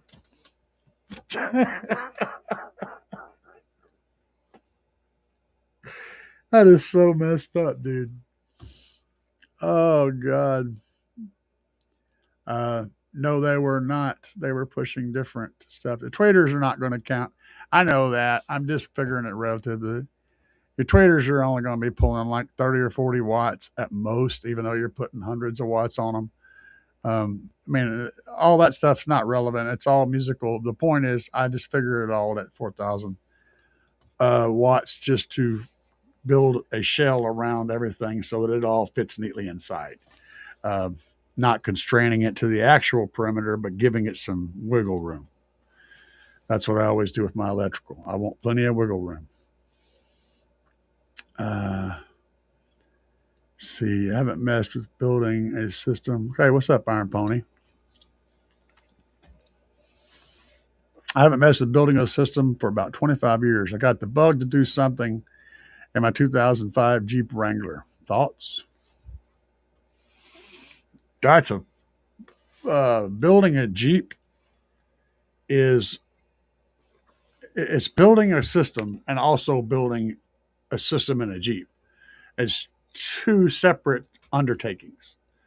Jeep is like it's like building a system in a Corvette or in a Lamborghini. Where do you put stuff? The Jeeps are very space limited, so they have amazingly good boxes that can be installed that are prefabs that work really well in a Jeep. I think I can't think of the name of the manufacturer. Stu will throw it in there probably though because he's already typing right now. Probably already said something. I haven't even got to the comments, but they make prefab boxes for Jeeps that are Rhino lined and stuff. That can work pretty good because where your sub is going to be your biggest problem is where your sub is going to go. And then also the mids and highs, the Jeep has those two little dash speakers, one on either side, that are kind of angled wrong and all that stuff. So you're going to be limited. You're going to be looking for mids and highs that have a wide pattern. That's that have a wide off and a good off axis ability. Um, there's no door speakers, so what you're left with is the dash speakers, the possibly tweeters somewhere up in the dash itself, and then possibly a sound bar or pods, depending on what you're trying to do, and then a subwoofer. A Jeep is just a real pain in the ass to put a system in. I mean, it in every single way. I got a buddy that's got 200 and something speakers in a Jeep, and it's loud as shit, but it is definitely not what you're talking about. So yeah, it's its own project is building a car stereo system, and the next project is building a car stereo system in a Jeep. Your friend is going to be specific. She might want to check out Kicker. Looking at shop there, they probably have some good setups for that. If not that, heading over to what's the name of that stupid? I can't think of the name of that place. Um, the website where they tell you what fits in your vehicle. Um, somebody will put it in the comments eventually. They always do. Go there and pop in. I might Crutchfield. Yeah, that's it. Go to Crutchfield and look and see what fits in there and go through. Your dash is the big thing. Figuring out what fits in the dash. You may have something in there that's kind of made to help solve the problems that Jeep created when they made that dash and designed that ridiculous way it's set up. And then finding a subwoofer that's custom fit to fit in your vehicle. It needs to not be MDF if you're going to be having the roof down and ever. If it has a removable top or whatever, you're taking it off. You want to have the thing be completely waterproof. So if you're using an MDF enclosure, it will get destroyed. So it needs to be a plywood style construction or plastic construction to even remotely be able to handle that environment. Um, but yeah, that would be the direction I would look at. It's figuring out how much you can. I think they have an under seat mounted sub, if I remember correctly. It fits under the passenger seat, maybe. Can't remember, but they have them that go down there and fit underneath the seat. Then you have the small little bit of storage space you have in the back, depending on the model and everything. They also have some that are custom make. You might look at JL Audio, Google JL Audio Stealth Box for a Jeep, blah, blah, blah. You might find something in there that works. They're going to be pricey, but they're going to sound absolutely amazing. And they're going to be completely fiberglass, so they would be able to handle the world of any vehicle for that matter. Hopefully, I gave you enough ideas there that you can find what you're looking for. But Kicker would be a good place to start too. They have some really good marine environment stuff, amplifiers and other equipment that's really easy. It's installer friendly. It's daily driver friendly. It's kind of stupid friendly and sounds good and has good marine specs. So that'd be a choice too. You said it's 2005 Wrangler. Yeah, I'd have to dig. I don't have them all memorized. I know. I mean, as far as how the shape of everything's made. Mill J said, one more question. With the double run of alt coming from the front, the second battery, do I double up on the 5K? It has 2 powers, 2 grounds, or should I do 4? Alt gauge, or will a 2 be fine? No, man. 2 runs of power and 2 grounds connected to the battery. 2 runs of power from the alternator, 2 runs of ground from wherever. The alternator needs to be sure that it's grounding. If you're pulling from the body or the frame or whatever, with your grounds, be sure that you've got your alternator's got 2 healthy runs running to that same panel that you're pulling from, or just run them alongside the power. That's going to stupid proof that alternator for a long time. As far as what goes from the battery to your amplifier, it's just however big of a lead the amplifier takes will be fine. Unless you feel it getting warm, whenever you get done, throwing a freaking train in it for a while, get out and go around feeling wires. If you feel anything that feels warm, then you need to put more wire there. Hopefully I answered that question. There's 2 powers, 2 grounds. Yeah, hopefully I answered your question.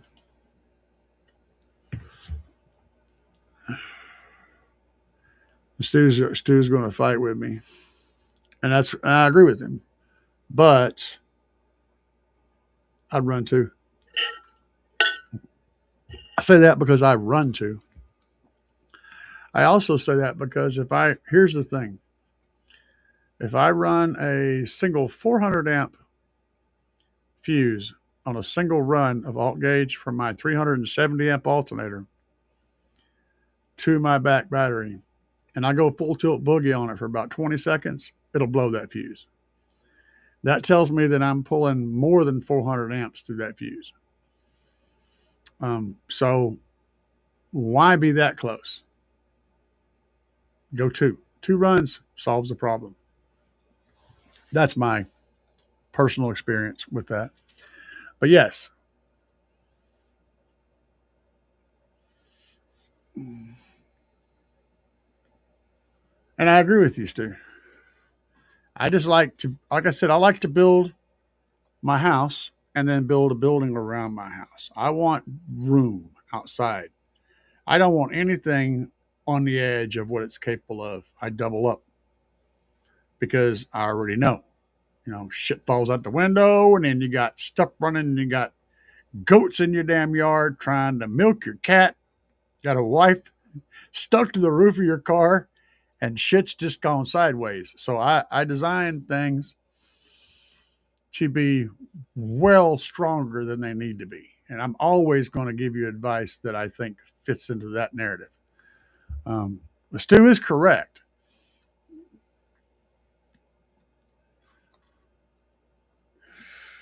Iron Pony, wiring quality. Knowledge and products have changed since our old days. Yes, significantly. We're using a lot more powerful gear. It requires a whole lot more electrical to run it.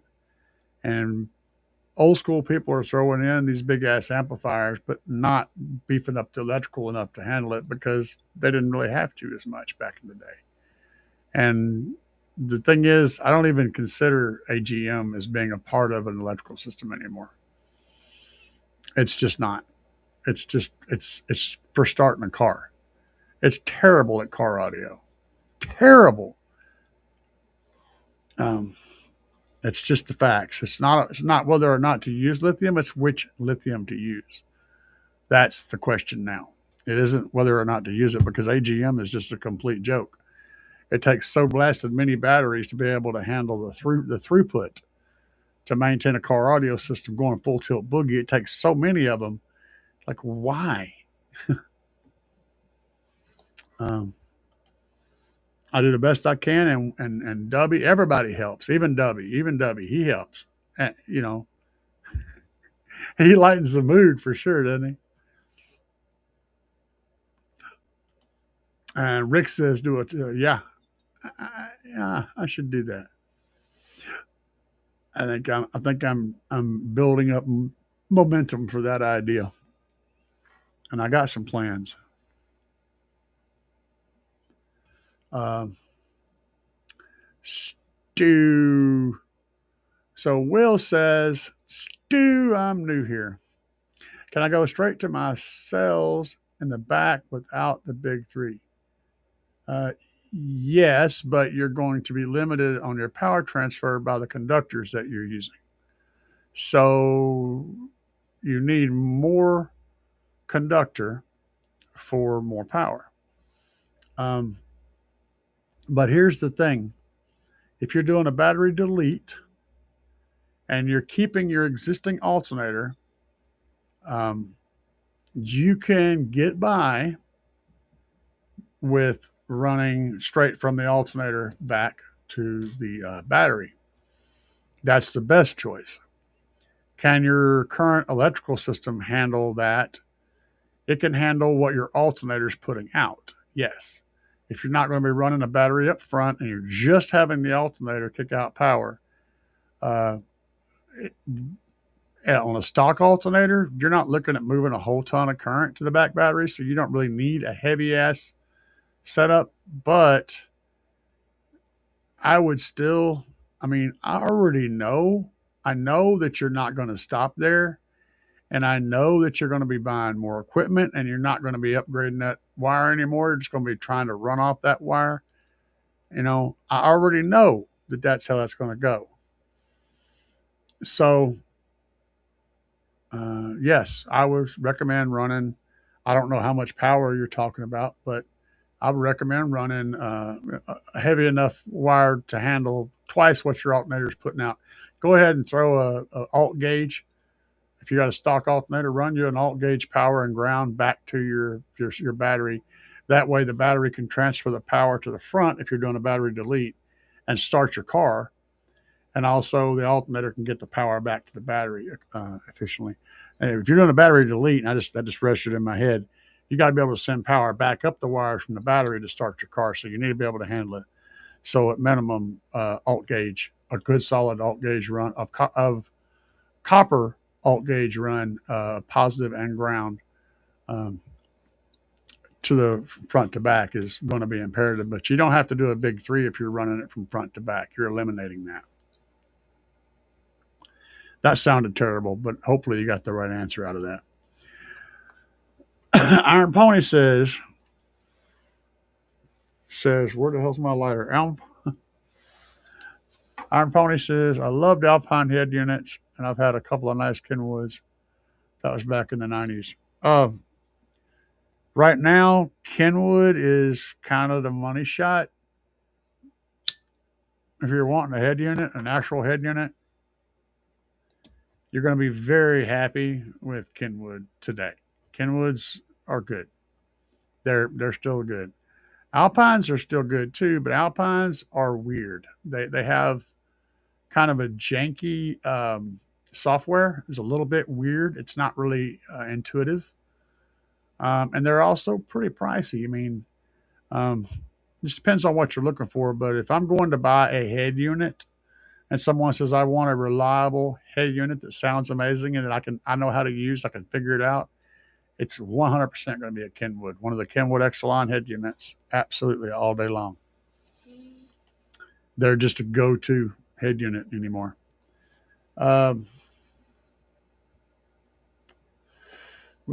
Yes, he's answering that question. Okay, Stu says you absolutely can. Just make sure there's good enough ground path in the back from the alt cells to cover the current draw. Yes,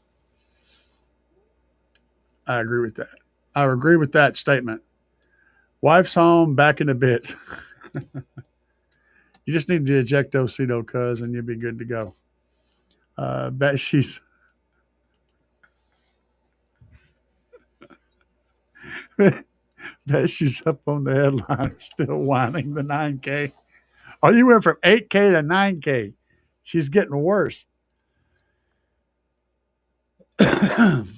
Keeping them dry. Yeah, we're talking about the subs and the Jeep. Crutchfield. Thank you, Frank. I figured it out eventually.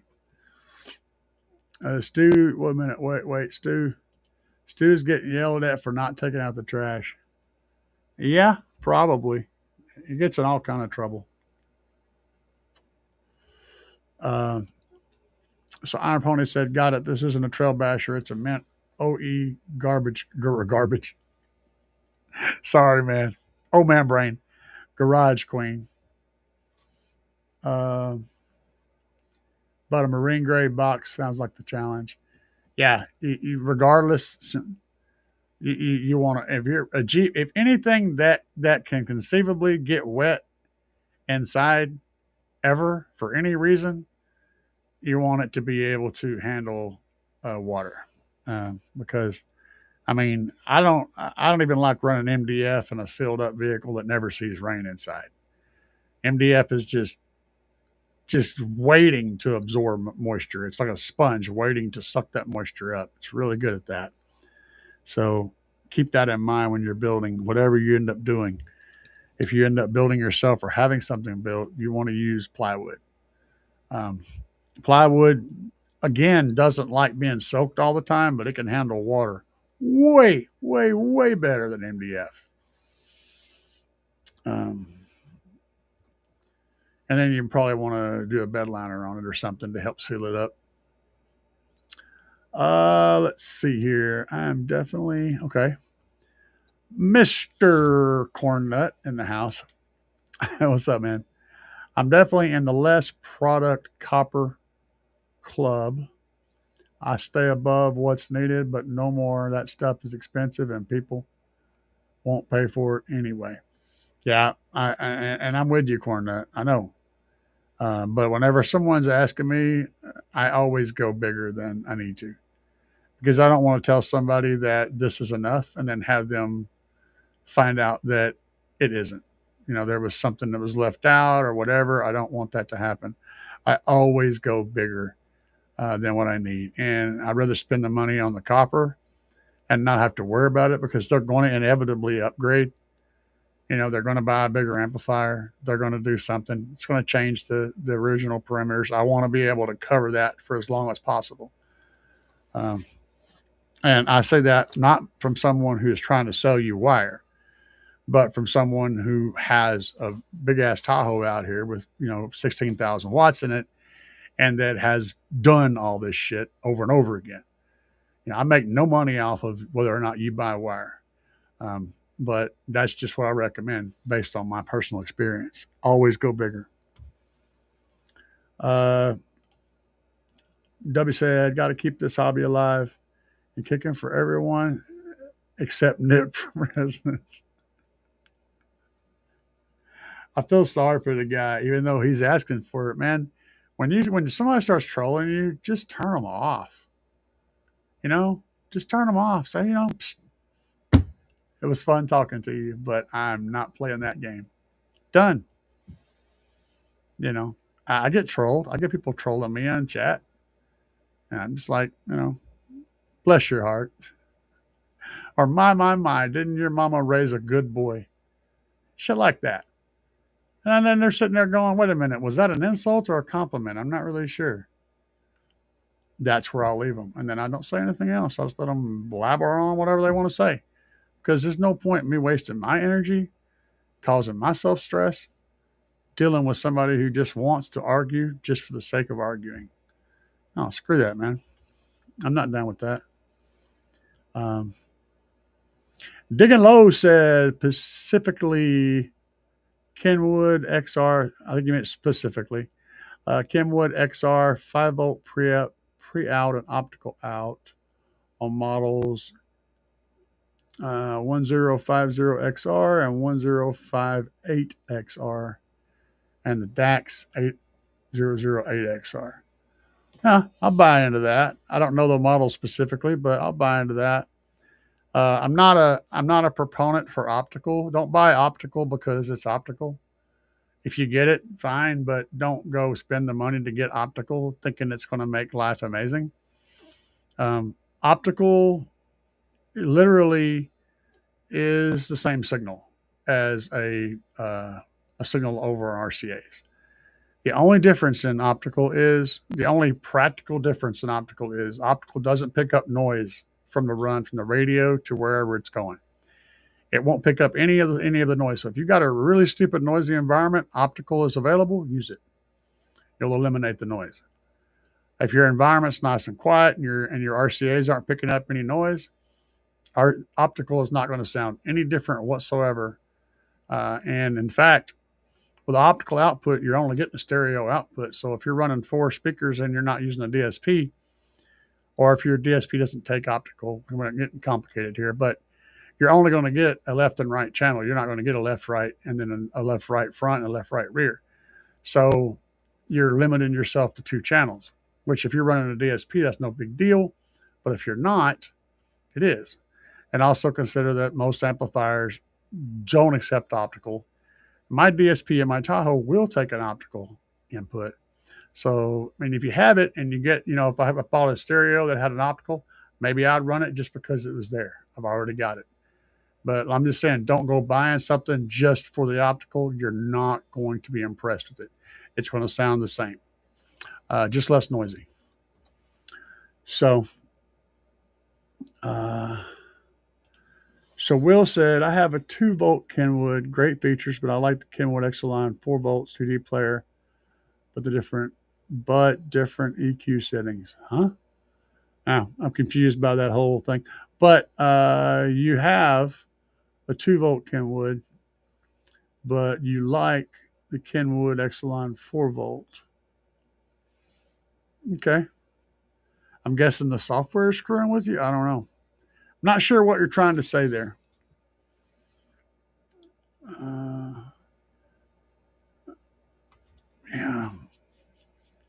Yeah, I'm kind of lost. Maybe there's some more clarification coming up. Oh, that's an idea. Bedliner spray. A bedliner spray will help, but it will not stop your MDF from becoming a sponge. Go ask Soundman about that. He'll tell you. Doug Bernard. It's quite funny. And I like the fact of how honest he was. He spent months talking smack about people that were saying it's going to get wet and it's going to swell up. He talked smack for months in every video talking about, oh, it's going to be fine. It's going to be fine. And he was really pouring it on. And lo and behold, it got wet. It swelled up. It wrecked his shit. But Doug, being the guy he is, on video, said y'all were right and I was wrong. That takes a big man to do that, especially whenever you've been spent the last 6 months talking shit about people. I like Doug. Doug is good people. And I appreciate his honesty and his openness. He's an extremely good designer and builder and fabricator. And he's not too proud to say he messed up. That quality package is hard to find in a person. Doug's good people. But he learned that about bedliner. It's not a be-all, fix-all. MBE gets trolled in and handles it well. Yep. Last time I commanded him on his gum chewing skills and consistent nose sniffing. He laughed and blocked you. Man, you do what you got to do. Everybody deals with stuff their own way. So, Cornet, yeah, W something about Cornet's comment.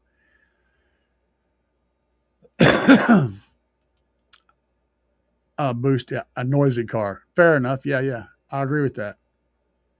Clarify that. It's a noisy. That's really the only spot where it excels. Like I said, if you got it, use it, but don't go buy the stuff to get it because it's not going to be. You're not going to be impressed with the gain. It's just really no difference. And back. Stu, I believe they were discussing whether your wife was stuck to the headliner or something. I'm not really sure. I know it was trash. They said you had to take out the trash, that you were in trouble because you didn't take the trash out. Just thought I'd throw that out there. Digging Low said, for what these radios cost, these manufacturers need to at least have 8 pre-outs and optical for the price they be charging us. I agree 100%, man. That's why I don't run a head unit at all. Um, right now, for the last 4 or 5 years, so longer than that, I've been exclusively a tablet person. I run a tablet for my head unit, and I Bluetooth it to my DSP, and it works fine. So I don't use a head unit at all. Uh, yeah, well, there is no noise with optical. There's no noise at all. It's a unless unless you're picking up noise on the optical converter in the radio or the optical converter in the DSP, or wherever you're connecting your optical to. You're picking up noise there. There is no noise. The optical's not going to get any noise at all. It's basically a direct link. So you're converting with optical. You're converting you're converting a musical sine wave into digital data, and then that digital data is being blasted through this optical tube, this glass fiber, right, as a light pulse. And that one light pulse means one thing, and then a longer light pulse means something else. Well, when it starts out from the head unit, it gets turned into digital data, transmitted via optical, and gets to the other end, and there's a device in there that turns it back from digital back into audio signal. So you're taking what would normally run down the wire, starting out over here as an audio signal, over here as an audio signal, and you're turning it into digital, then turning it into optical data, then turning it back into so there's actually multiple conversions happening.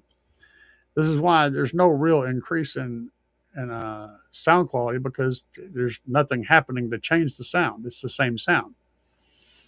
Um, so hopefully that makes sense to you guys. Where optical shines is really stupidly noisy environments and extremely long distances. That's where it's good. You can transmit optical. You could run an optical fiber for probably a half a mile and still receive that signal on the other end.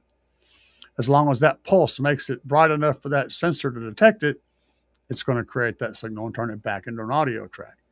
It all depends on the quality of the optical fiber to that point, but you get the idea.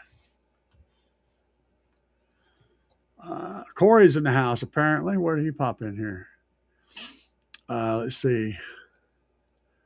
What extra pre-outs would they have, though? Okay. Okay. What extra pre-outs would they have? Why not a surround sound pre-outs?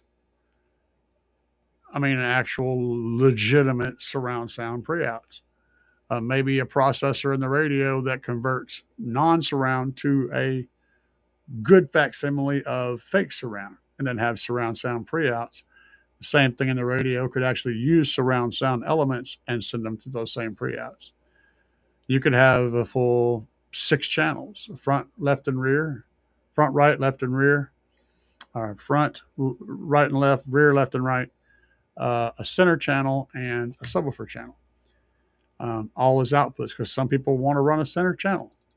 I mean, you can do that with a DSP, and you can make a fake center channel, but why not have a center channel output and then a subwoofer output, you know, and then have software that can make that useful, even if the music doesn't already have that information in it.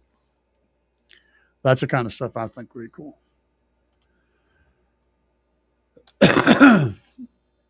And if you have a high res player, then maybe. Yeah, there's not any benefit, period, man. I mean, it's the same. Unless you're worried about dirt, it's the same signal.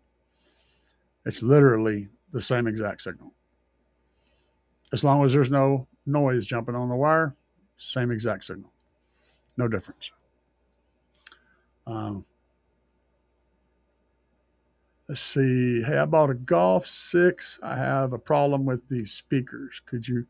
No, I have no idea what your problem is. I'm sorry, but I do not know. Um, that's a that requires me being there with tools to test things and dig in. I cannot even fathom what your problem might be. I'm sorry. I wish I could.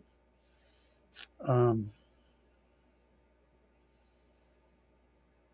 a good shop, find a good shop with a good reputation and take it there. If it's brand new, I don't know, then take it back to the dealership and let them go through it. Um, yeah, there's an infinite amount of possibilities, so I can't be sorry, man. Yeah, W is answering the right. W asked the right question here. Okay, let's see. The speakers are hoarse even at low volume, so they break up. Sometimes they play normally, sometimes not at all. That's probably wiring issue. Wires tend to do things like that.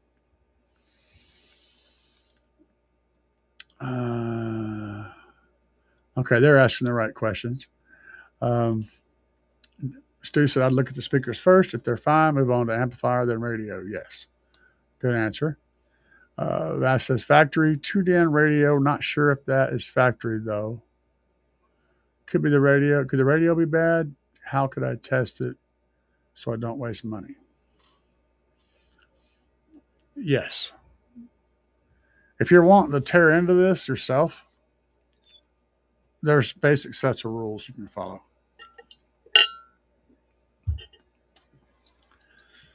One thing you can do is take the speaker wire off the speaker. Before you do that, see if you wiggle that wire, if it makes the speaker cut in and out. If it doesn't, take the speaker wire off the speaker, hook it to another speaker of some sort, play through it, and see if it has the same problem. If you're still getting that problem through the different speakers, then you can eliminate the speakers and you can go to the amplifier. And if it's a factory system, you're going to have possibly an amplifier on board, maybe a factory head unit that connects to the amplifier, or you may have an aftermarket head unit that connects to an aftermarket amplifier, or you could have an aftermarket head unit that connects to the factory amplifier. There's so many possibilities, man. But check your speaker wires first, and your speakers, because that's the most likely place where things went wrong. Either you got a speaker that's partially blown, damaged, or the wiring is loose on there, has came loose and is connecting and disconnecting and reconnecting randomly. Those are the things that you're looking for, most likely. W said even wiring could be an issue. Exactly. And you're going to want to pull up a YouTube video or go to Crutchfield and get instructions on how to disassemble your door or wherever those speakers are. And I think, did you say it was a Volkswagen? Or am I adding two things together?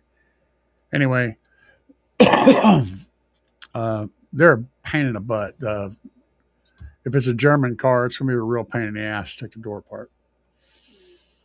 Let's see here. Start with speaker wires. Yes. Start with speaker wires and speakers. Yeah, that's what I was trying to remember. Analog to digital. A DAC. And then there's a digital to analog. So it does it on both ends. It's turning an analog signal into a digital signal, and it's turning a digital signal back into an analog signal. So there's two conversions happening. Whereas with a line out with just RCAs, there's no conversions happening. So as long as you're not picking up any noise, they're actually going through less processing than the optical. It could be a fuse or something. Not likely. Fuse is off. Blown fuse is off, period.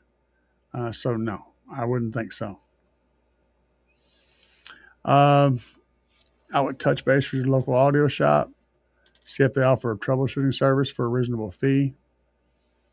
We do half-hour minimum. My shop can generally find the issue in 30 to 60 minutes. That's, if you don't know what you're doing, that is absolutely the best advice you can have right there. But be warned, um, a lot of shops will absolutely try to upsell you on all sorts of stuff. So, and not that it's not necessarily good. I mean, they may say, well, your stereo sucks, you need a better stereo. Your speaker sucks, you need better speakers.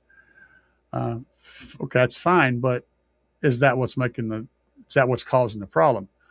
Or is it just a wiring issue that I need to get my speakers up to their normal performance level?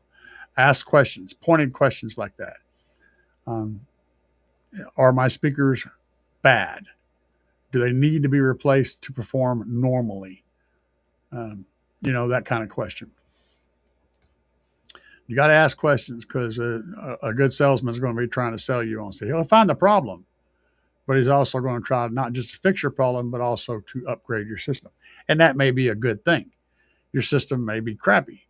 It may need upgrades. You may want those, but just be aware that you may not need them to get that normal level that you're looking for.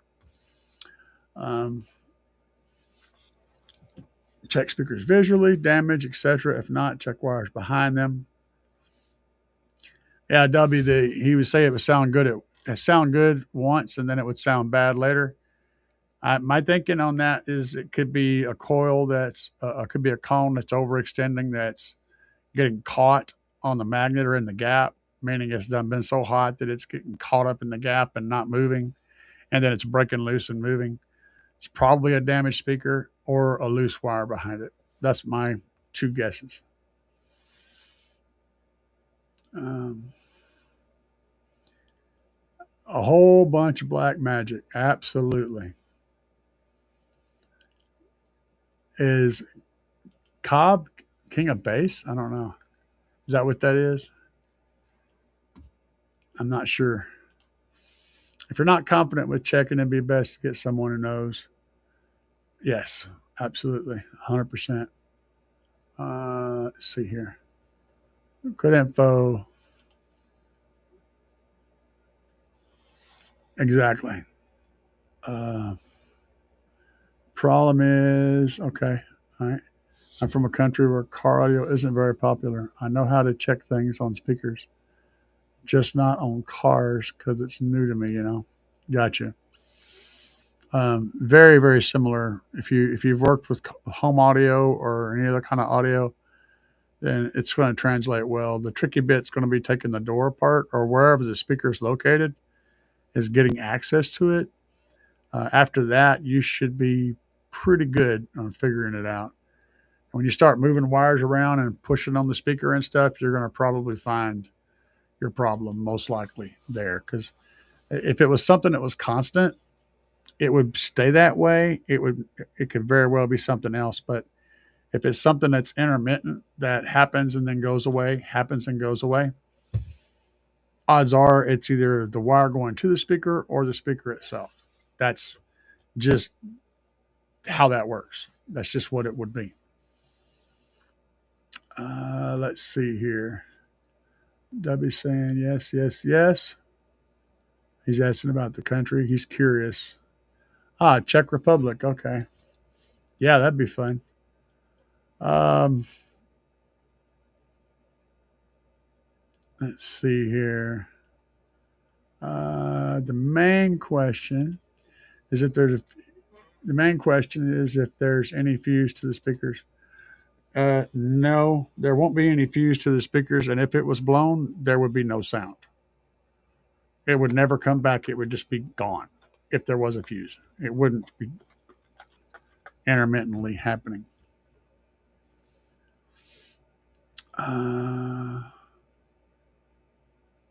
Let's see here. Vass. Check all the grounds. W said, check the grounds. Okay. Now, we're back on this one.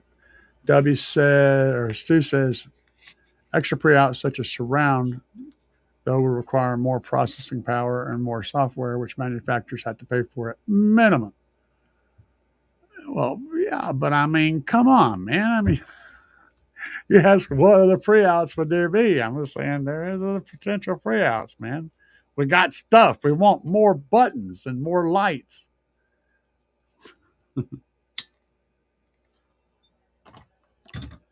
Yes, they'd have to pay. Well, only once. In fact, I don't even think they'd have to pay for it. I'm sure there's already tech out there that's been around for 50 years that can do all the stuff I said. They would just need to build it into it. They'd have to make a new circuit board, maybe some new chassis, and Bob's your uncle.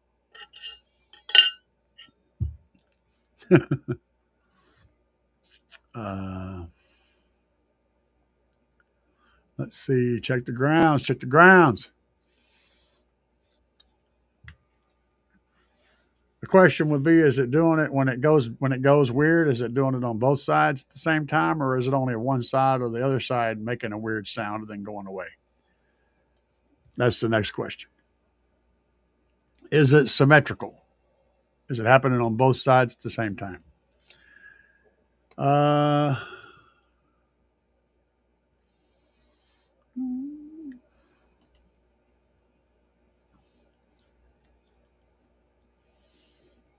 yeah, I'll buy all that. That's solid, man. High res player, cool. Yeah.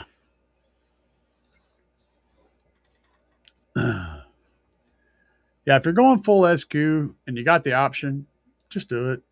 You eliminate noise. It ain't gonna hurt anything. Um, you'll have people tell you get more dynamic range, or you get no, you don't, because it's still the same signal.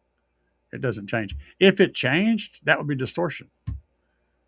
Um, so yeah, it's just another way of moving a signal, but it doesn't pick up noise, and so that's a plus, especially in SQ, because like three of the brackets, your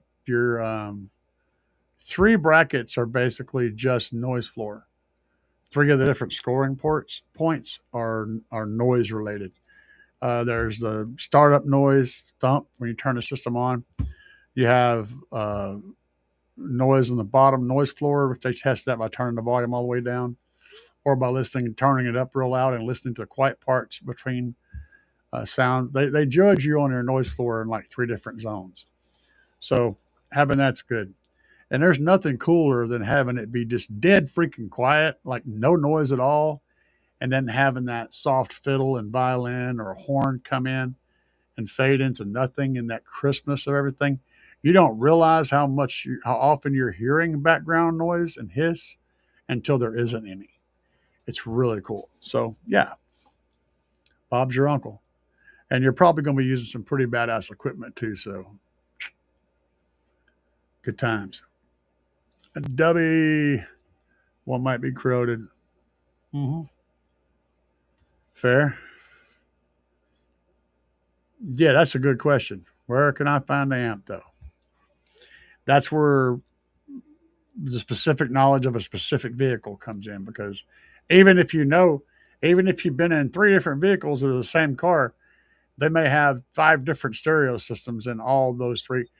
The variables are crazy, and they move the amplifiers around. They move stuff around. Sometimes the amplifier will be built into the head unit. Sometimes it'll be mounted somewhere up under the kick panel or on the back fender somewhere. It's very vehicle specific. Uh, that's a good piece of advice. A voltmeter is your best friend in car audio. A voltmeter is definitely a go-to tool for car audio, and it's so much so that I literally have mine on my desk right here. It goes so when I'm going to attack something, somebody says, "Hey, I got a problem," and I go to walk out of the room. I grab this guy. I grab this little stupid ass light because it's magnetic and it's insanely bright. And I can stick it and I can also clip it. I love this little light. I grab that, grab my voltmeter, grab my phone, and usually grab my multi tool, because it may not be the best tool, but it is a tool and it gets a lot of stuff done. I can do wires, so I can pop this open and I can cut and strip wires real easily with that. And I've used it a ton for that. I've got this amazing little pair of scissors that actually work in there. They got the screwdrivers, all that stuff. I grabbed that, my multimeter, and my light, and I'm golden. I can handle most of the weird stuff.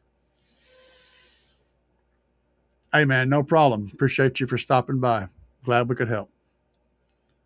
Uh, if it's an EK Civic, Debbie said.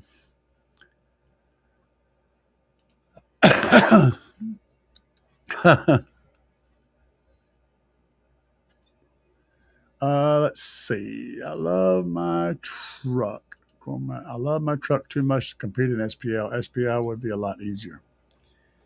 In some ways, it is. It's less complicated in one way, but it's more complicated in another way. It's like you swing from one side to the other, and you think looking on the other side. If you're on the SPL competitor, you think, well, SQ would be easy. And you get over there and you realize it's not, and it's the vice versa. Being in the middle is easy, but when you swing far left or far right, that changes. You start digging into the weeds and you realize there's a whole lot you didn't realize from the other side. You know, the SPL guys are like, oh my God, I thought I just put a quieter subwoofer in here and I was good. Right. And the amount of money that you spend also goes up on either side.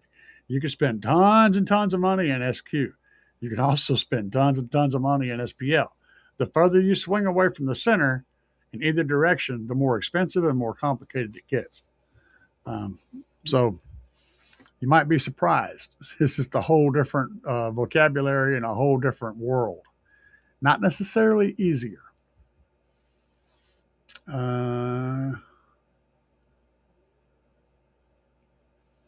Yeah, W says they got low class levels. Sure, they got street levels. You can go in there and compete with people that are doing 130, 140 dB. Somebody else, you might be surprised. You might actually do pretty good. If you got a pretty good sub, 500 watt class, yeah. Yeah, the only problem with that, W, is a 500 watt class. Those guys are not going to be quiet. if it's a watt rating on a class, they're going to be doing shit like 145, 147, big ass numbers off a 500 watt amp because they built the subwoofer box specifically to do that with that low power and peak at one specific spot. So the only place you'd be okay to compete would be like the street class, which means a whole lot of people will compete in that class. People that just run in and don't really normally do shows, they show up in whatever the hell they got and they just compete. It's based on how many subwoofers you have, and that's about it, you know. So what size subwoofers? It's pretty open. Those classes you typically can be competitive in, even with a fairly small SQ-oriented system. And it's a lot of fun. It isn't about the competition. It isn't about winning. It's about hanging out with a bunch of people that have really weird brains like you do, and making connections and just enjoying the atmosphere. That's what's fun to me. Seeing all the cool builds and stuff. Getting demos in the Tahoe. Yeah, baby. Herb says, I'm running 4-gauge wire. I keep melting the fuse blocks. Yeah, yep. So 1200 watts, melting fuse blocks. Well, melting fuse blocks is a bad connection. That's 99% of the time. The problem is you have a weak connection between the wire and the fuse block. And that connection point gets hot. And that's what melts the fuse block. That can be caused by lots of different things, but I don't recommend running 4-gauge for anything over 1,000 watts. So I would recommend running a 0-gauge, alt gauge wire. And then if you need to convert it to a 4-gauge at your amplifier, do that for a short length. But I would run a bigger wire. And I would probably switch to a different fuse block. Run some sort of A&L fuse block or a mega fuse. They're going to handle that power transfer better. They're going to have a better connection. They're not going to, it's likely to be a weak connection. They're going to be a much more solid connection. I hate the fuse blocks that have, like this guy here. This is actually an A&L fuse block, but it has this, and it's melted because of that problem. It has this thing where you put the wire in the block and then you put a, see that little screw right down below my finger, right down there? That little screw on the side? That's how you hold the wire in. I do not like this style of connection. Give me a good old lug any day. They are consistent. I want to connect to my fuse block with this, a nice, safe, crimped on lug with a bolt and a nut. You can tighten it down. You know you got a solid connection. You're not going to run into problems with this. I do not like the ones where you shove the wire in and you got a set screw. Those things are just asking for trouble. They're the most horrible design ever. Um, I wish amplifiers didn't even have those. I wish amplifiers had bolts where you put the lug on and then bolt it down. I'd love to see them go away. I use ferrules on my amps for that reason. I use a ferrule. When I shove that wire in, I put a ferrule on there to help it get the best connection it can, because that is a horrible way to connect a wire. Anyway, bigger wire, tighter connections, different fuse block, sort you out, bro. Cornet said, W, I want to win if going SPL. 500 watts can still flex the hell out of a vehicle if done right. You better believe it can. And some of those people are the most ingenious designers you'll see, are the ones that are running 1,000 watts, 500 watts, 1,000 watt classes. You'll see some stupid ass numbers from those vehicles. And it's all about building the right box for the right vehicle and setting everything up perfectly. And they have it dialed in. So they're really fun to watch. But won't damage. Yeah.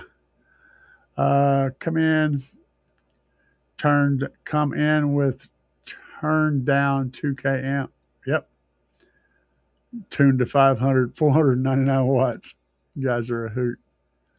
And then Mello is asking about the fuse. Yeah, the fuse isn't the problem. It's the block. Yes. 100%. Need a quality fuse block with tight connections. Yep. You're saying exactly what I told you. Absolutely. Stu. So back to the deadener test idea. What will be the tested parameter? Ringing on the panel, amount of audio reduction on one side of the panel, frequency response difference. It's a good question. I'm not really sure, man. I'm still working the details out in my head on that. Doing an SPL test would be very difficult because I'd have to do a miniaturized version of an SPL test. I have a meter for that. I would just need to create a environment. I was actually thinking about something like metal gas cans or something like that. But the one parameter is what does it sound like? How does it ring? Does it thump, or does it go clang clang, or does it go tick tick?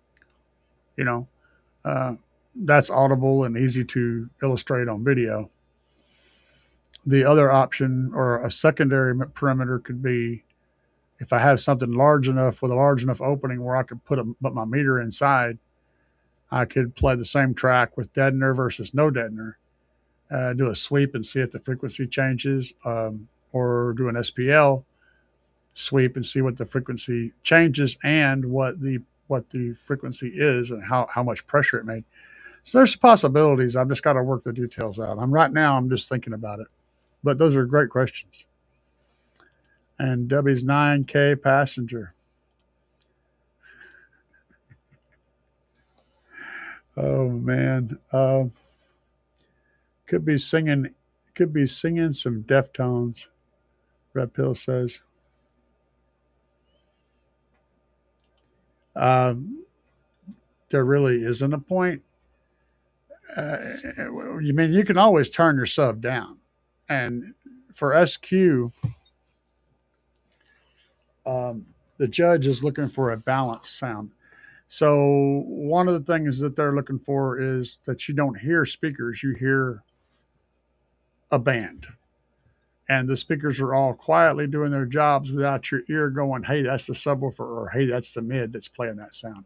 You shouldn't get any of those cues in your ear. It should sound like the music's in front of you and you can pick out the instruments, and the subwoofer should come in at just the right moment to pull up that bass where it needs to be without sounding like a subwoofer just came on, right? So if you don't hear the subwoofer anymore, you're in the right zone. But the bass sounds full and rich. So it's all about staging and mixture, a good mix.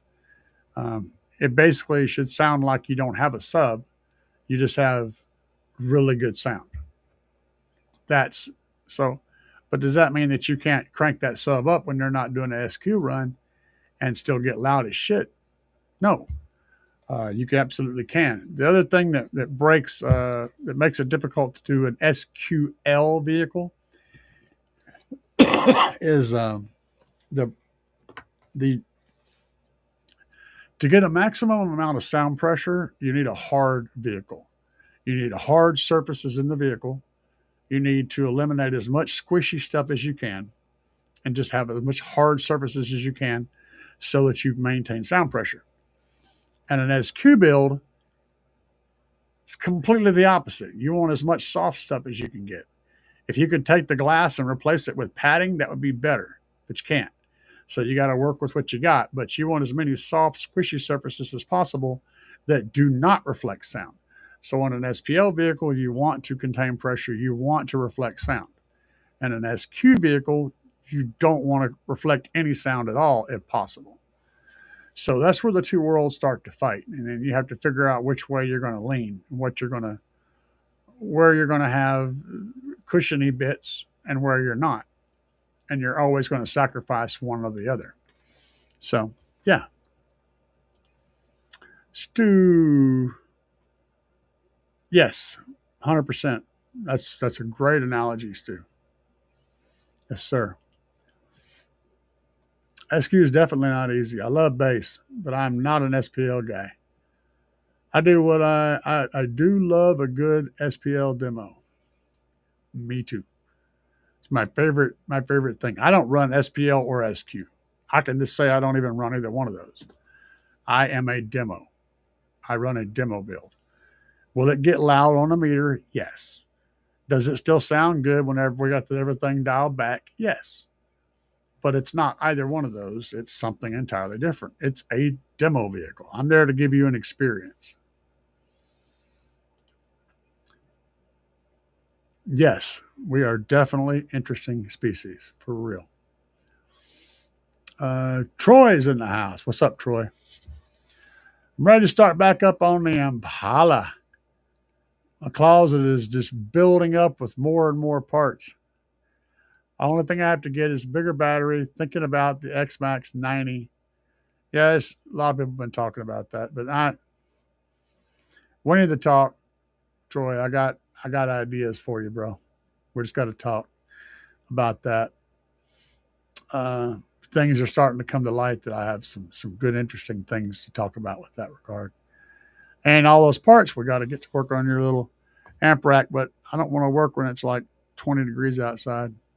But, hopefully the next couple of months, hopefully we're going to be moving into a different house. And hopefully all that happens and I'll have a nice shop with at least walls and a roof. It may not be insulated, but, so we'll have a place to work and we can really do some cool stuff in there.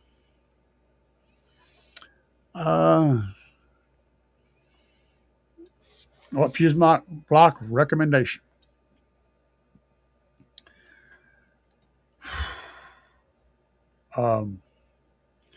There's a whole lot. I mean, okay, first of all, there's going to be an A&L fuse block with everybody's name on it that you can think of. They put their name on there. This is a Scar one. This is a Sky High one. This is a whatever. They're all the same. So They're mostly going to look kind of like this thing, okay, but not exactly. Um, they'll have this little plastic cover over it right here, and they'll have. But what we're looking for is any of them that have. Let me show you. That's not. I don't want to tell you to go buy this specific thing. I want to show you what to look for. You can pick over whichever one you want. So give me just a second here. What's that? I got an email. Oh, okay. Well, you know what? We can go there. We'll do that because that's one place we'll go. We'll do that, but then we'll also go. I'm planning an attack. Bear with me.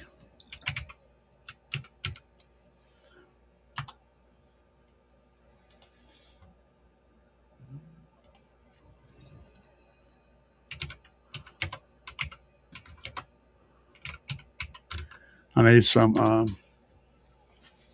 Okay, so let's go to the other window. All right. So, as some examples, these are some Blue Sea systems. These are systems. These are high end ones.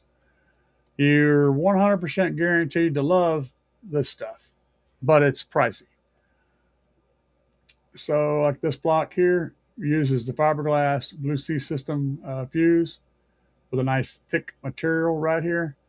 Probably not necessary for your setup, but that is a very nice fuse and a very nice fuse holder that is similar. And it also gives you the lugs. You can attach your lugs to this. So you're getting a good solid connection. And for 30 bucks, you know, for peace of mind, not melting stuff, that's great. Now, me personally, if I'm picking from this batch, I really like this style because it uses two different bolts. You have a bolt for your wire and a bolt for the fuse. I like that because I can take the fuse on and off without having to disconnect the wire, and I can leave that get good tight connection. Once I get that connection good and solid, I ain't got to mess with it. And if I want to depower the circuit, I just take these bolts loose and remove the fuse. To me, it's just nicer. I like this style. But again, that's pricey. So here's another example of one that's very similar, and I've used these. I have two of these in my Tahoe right now. Same style, uses a bolt on the outside and a bolt on the outside for the wire, and then a bolt on the inside for the fuse. And then the cover goes on, and you use these little caps to hold it on. You got two screws to screw it down on either end, and you end up with a solid fuse.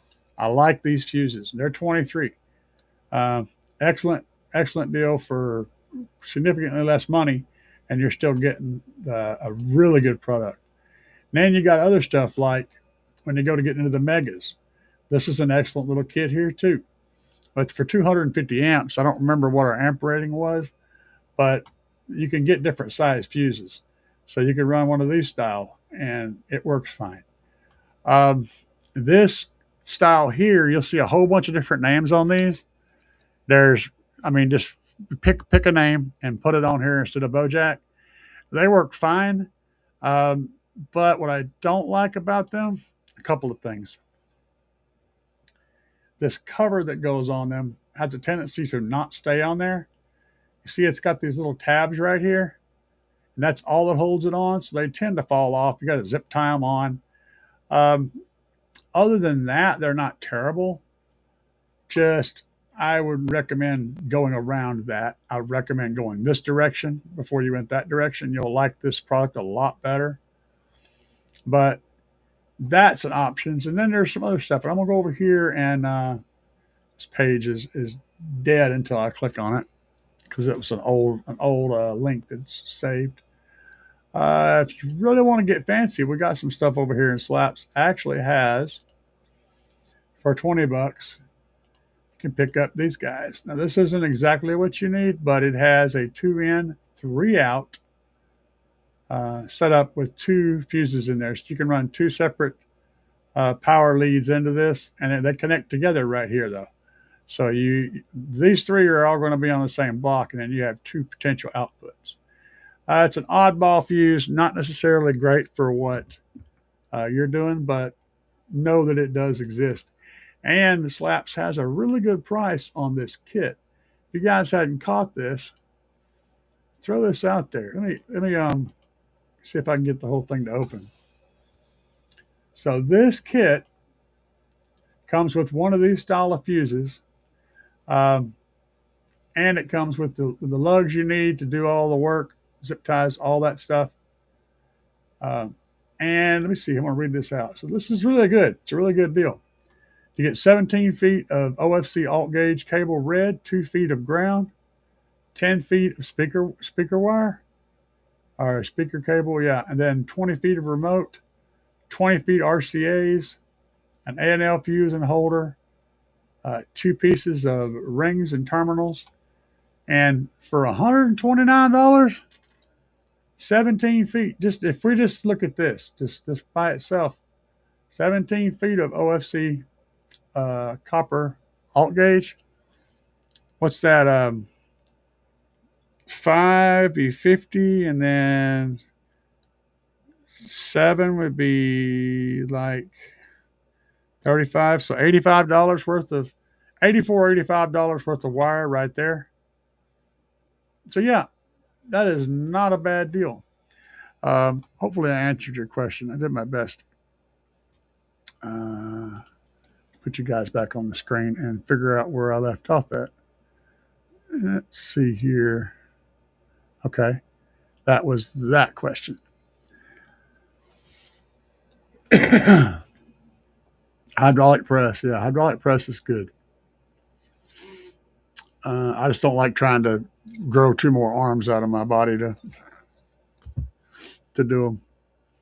Ready for a few nice days so we could start. Yes, sir. I agree. Not ready for it to be dark. Yeah, good luck with that. It's already there. The dual post fuse holder looks like a great option. Yep. Oh, I love it, dude. I love those. That's that one from Bojack or whatever it is. They got different recoils. Got them. There's a whole bunch of different ones, but those things are really cool. I like them. They're clean, neat, solid, and easy to work around. Any concerns with a 300 amp alternator, 310 amp alternator, and under the hood excess powering? Yeah, you don't have enough power. Concerns? A 300 amp alternator, excess power S5. I'm not 100% sure on that. Is that a lithium or AGM? Because they have an underhood lithium one. I don't recommend running any lithium under the hood, but they have one. So that's really the question.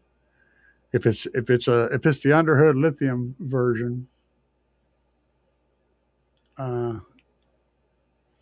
then yeah, you'd be fine probably. But if it's an AGM under the hood, no matter what name's on it, you definitely need a lithium battery back by your amp to get her up to snuff. 5K. Okay. Okay. Thank you, Stu. So yeah, the support on that, the Titan 8 is similar to the 5K. So yeah, I would say you're probably close. You probably have just enough support. But yeah, that should be fine as long as I don't like running any lithium under the hood though. I know they rate it for that. And the other thing is having that run from under the hood to your vehicle. That's a long run to lose a lot of power. I'd rather have that lithium battery as close to that amplifier as I can get it. That's my take on it. I mean, right there beside it. Shorter than the end, finger slipped. Oh. Okay, there's a difference when I step into my dad's car who went SQ and mine, who just went with large SPL woofers.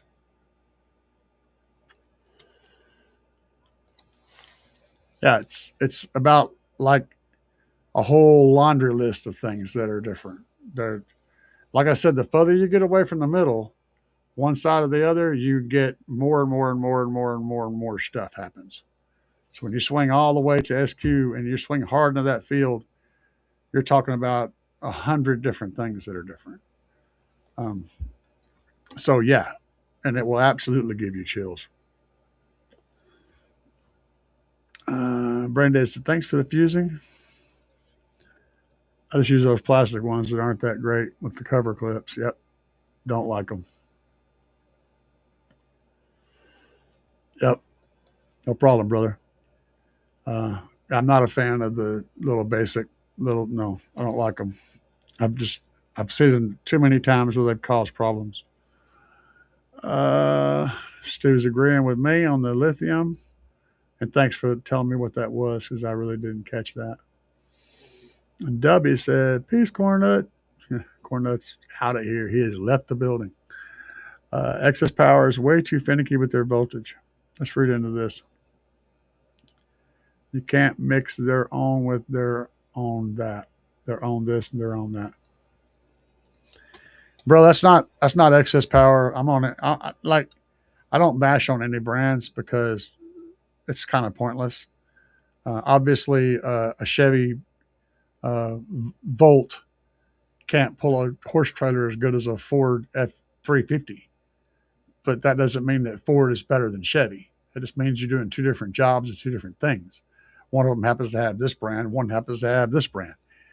It's apples to oranges in a sense. Not even that. It's apples to chicken legs. But what they're talking about is the voltage. The resting voltage of most AGM is 1 voltage, and it varies. That's why I'm not. Say it's 12.7 volts, and the resting voltage of lithium is typically like 13.1, 13.2.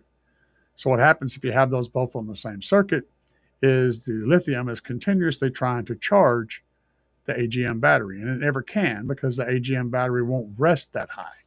So it continuously tries to charge it and continuously tries to charge it. Well, lithium's fall off curve, it doesn't have one. So AGM batteries, they lose voltage and power on a slope, right? The voltage drops, voltage drops, voltage drops. Lithium's going to hold the same power right up to the end, and it's just going to nosedive. So what that means is when you put those two together on the same circuit and you're not driving it on a regular basis, is that lithium is going to continuously pull the voltage up on that AGM and keep trying to pull it up until it literally runs out of juice. And then it's going to fall. And right at that point, it's going to fall down until it matches the voltage with the AGM. And then they're going to rest together. But the lithium is going to be like 20% of its energy left. It's going to be like 80% depleted at that point because it doesn't fall steady like the AGM battery does, which is why it's great for car audio. Because it holds high voltage all the way through its power storage. Okay. Putting those two together and you're not driving it on a daily basis and you run into problems where the lithium is just going to slowly drain. If you're driving it every day, it's not going to matter because you're going to drain off maybe 10% of that lithium overnight, if that much, and then put it right back in when you drive the next day. It's not a big deal. That's what they're talking about. And it's not that one company does it better than another company. It's that excess power is telling you that there's a problem where other companies may not tell you that. Okay. It's not the equipment, it's the instructions. They're giving you a better information, but they're not explaining why, or that it's a variable, that it could be not as much of a deal. They're just assuming that everybody's ignorant of those facts, and they're giving you enough information to make at least a remotely educated decision. And that's a good thing. So different batteries are going to float in different areas too. So like one AGM battery might rest at 12.5, one might rest at 12.8 or 12.9. Same thing, you may have a lithium battery that rests at like 13, and something that's on a lithium battery resting at 13 and a 12 volt resting at 12.9, it's going to be a lot smaller of a difference. All of these things are variables, but that's the reason that you don't put them together in a vehicle that you're not going to daily drive, is because of the reason I explained. Let's go on. Troy. Yeah, Titan 8. Troy. I uploaded that song, Troy, the Wizard song. Yeah, it's called Troy. It'll be live. There's a song called Troy. Let's see here. Hang on a second. Here we go. We're going to pull this up. This is the track. I'll play. Yeah, play this.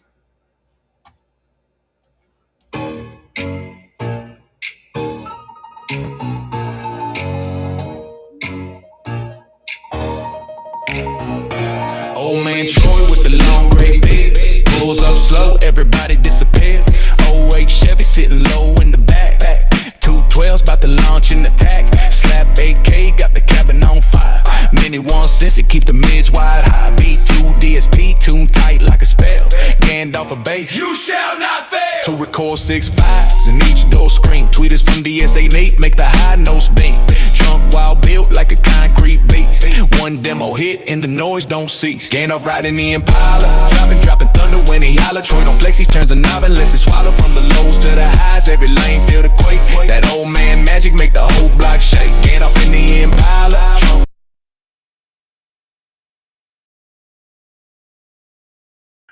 Yeah, we're broken, man. Us old guys are a trip, huh? That's a little piece of the Troy song. I don't know if you guys could hear it or not. Probably could.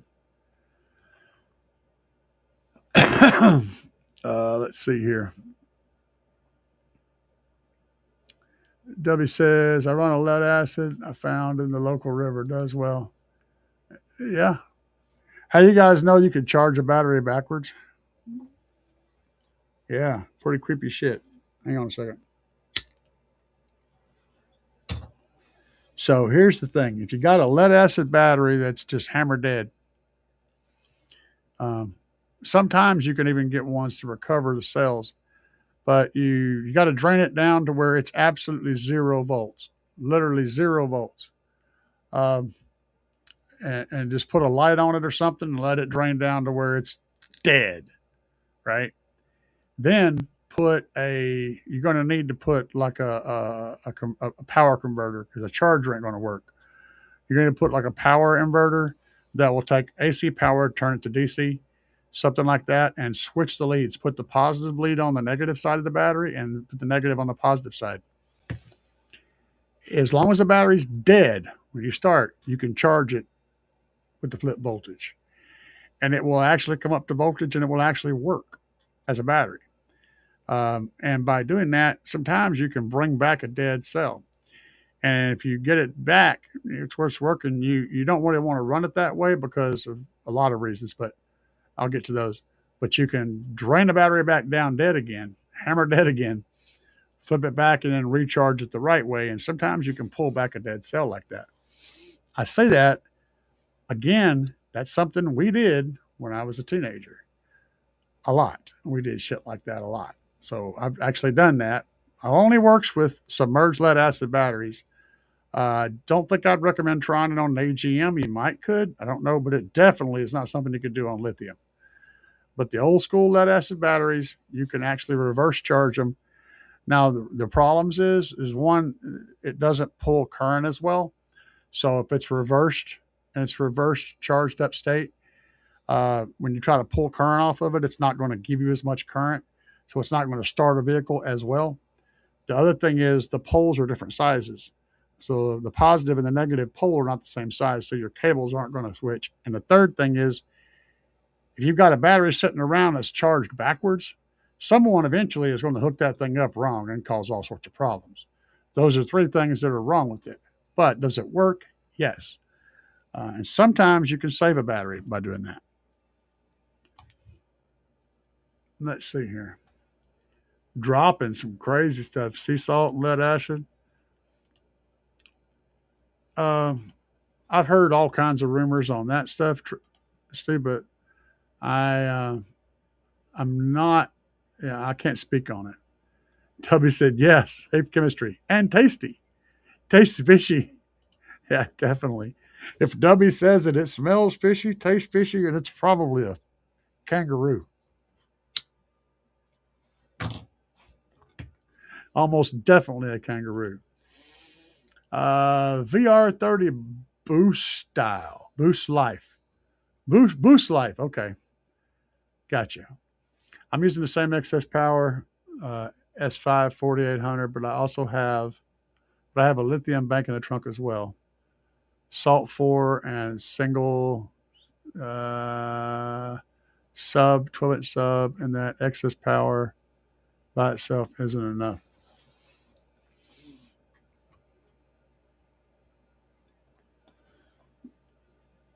Okay, so he's yeah, I see what you're saying. He's saying it's not enough. Yeah, I agree.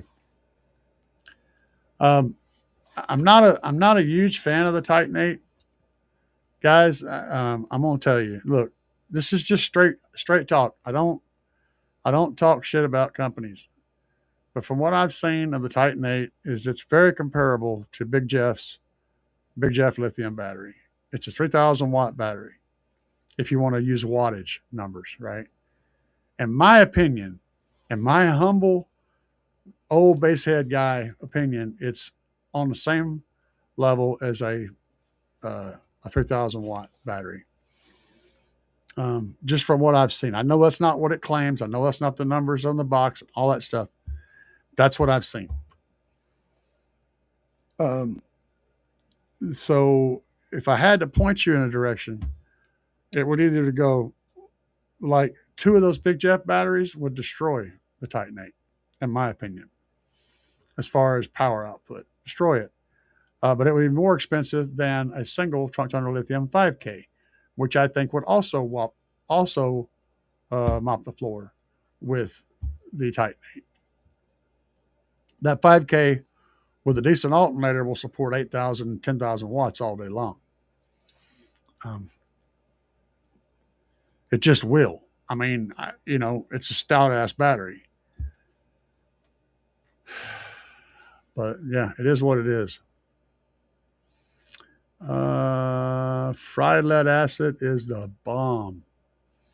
Bomb diggity. Underhood lithium is a bomb too, from what I hear. Yeah, I'm not a fan of putting lithium under the hood of a car. Um, everyone, everyone I play it to love it. That's jamming. Follow up. Same 310 amp alternator, AGM under the hood, and DD audio. Okay. AGM under the hood. You're close. I would want a little bit more reserve, but number wise, you're probably you're probably fine, but you're on the edge. I would probably want a little bit more reserve, but you're probably okay. You're close. And Stu says you're going to need more power. Just AGM under the hood. I agree with that 100%. Yeah. But if you're actually getting that much amperage out of your alternator, That's at like 5,000 RPM. That's not, or 2,000 RPM. Excuse me. That's not at idle. Um, you're going to be better off with a little lithium bank, like the 5K, the trunk tunnel lithium 5K, or even the Big Jeff battery, right by your amp. Is going to really stiffen that system up a lot. And I'd recommend it. One of those two. Uh, Mixing chemistry is no isolator. You can, as long as you daily drive it. I'm very specific about that. If you're not driving the thing on a daily basis, then you either want to put an isolator in or you want to charge it while you're not driving it. And an isolator is good as long as it's done right and it's a good quality isolator, not one of those little chrome plated pieces of junk that you see on Amazon. You don't want those. Um, they won't handle the current that they're rated for. probably about half, maybe. Anyway, pick up a nice 500 amp uh, real isolator and put that on. Yes, that works fine. But if you're daily driving it, you're not going to really have any issues. Your voltage is going to stay high enough, and you're going to be driving it regularly enough that it's not going to be a problem.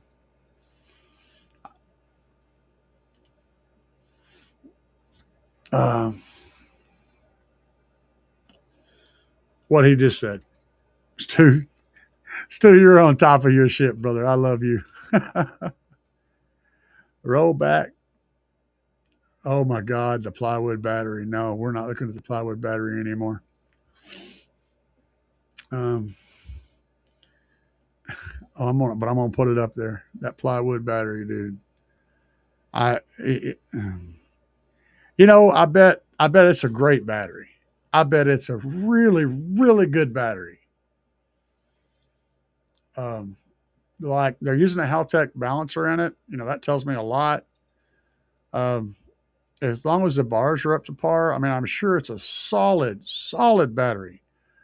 But why can't you put a better casing on it? I mean, it's what people see. It's the first thing you see. Why do that? I just don't get it. I mean, it looks like something that I built in my carport. You know, maybe a little better than what I would build, but still, I mean, come on, dude. That just bugged the crap out of me. I'm sure it's a great battery. I'm sure it's a solid performer. Probably even a good buy. But that case, why plywood? Come on.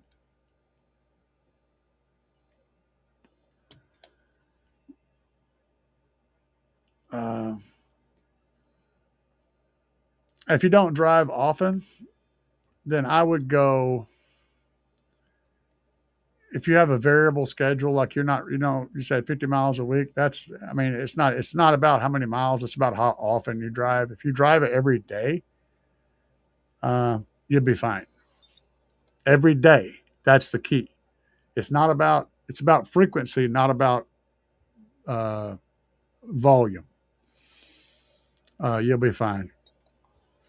That's like an average of 10 miles a day, which is typical of someone commuting back and forth to work. I can start trying to do math for you, but the point is, it'd be fine. And yes, Stu's right. You could do that maybe on the weekend. Throw the charger on it, let it sit on the weekend.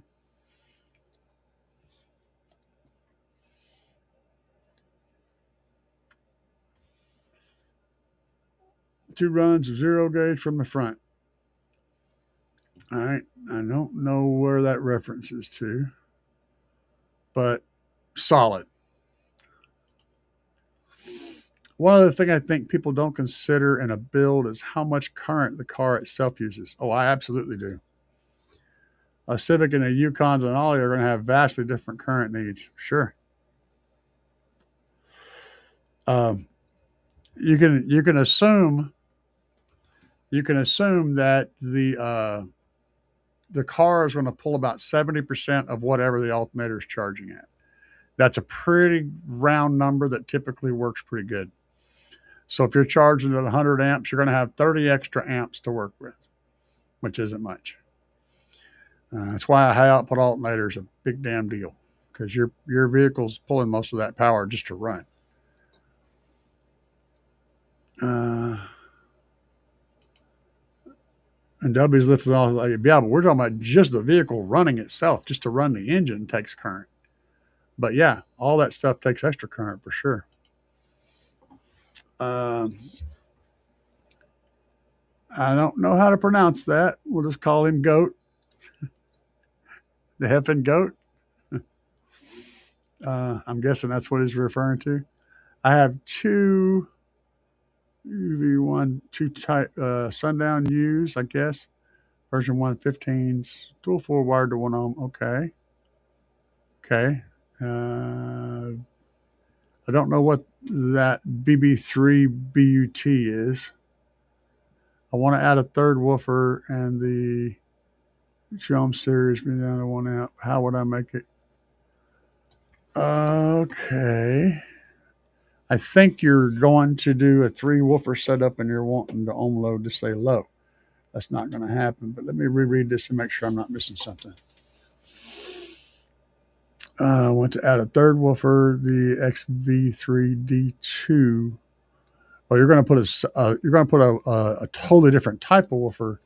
I don't recommend that. Wired to the 2U series being its own amp, okay, and the XV3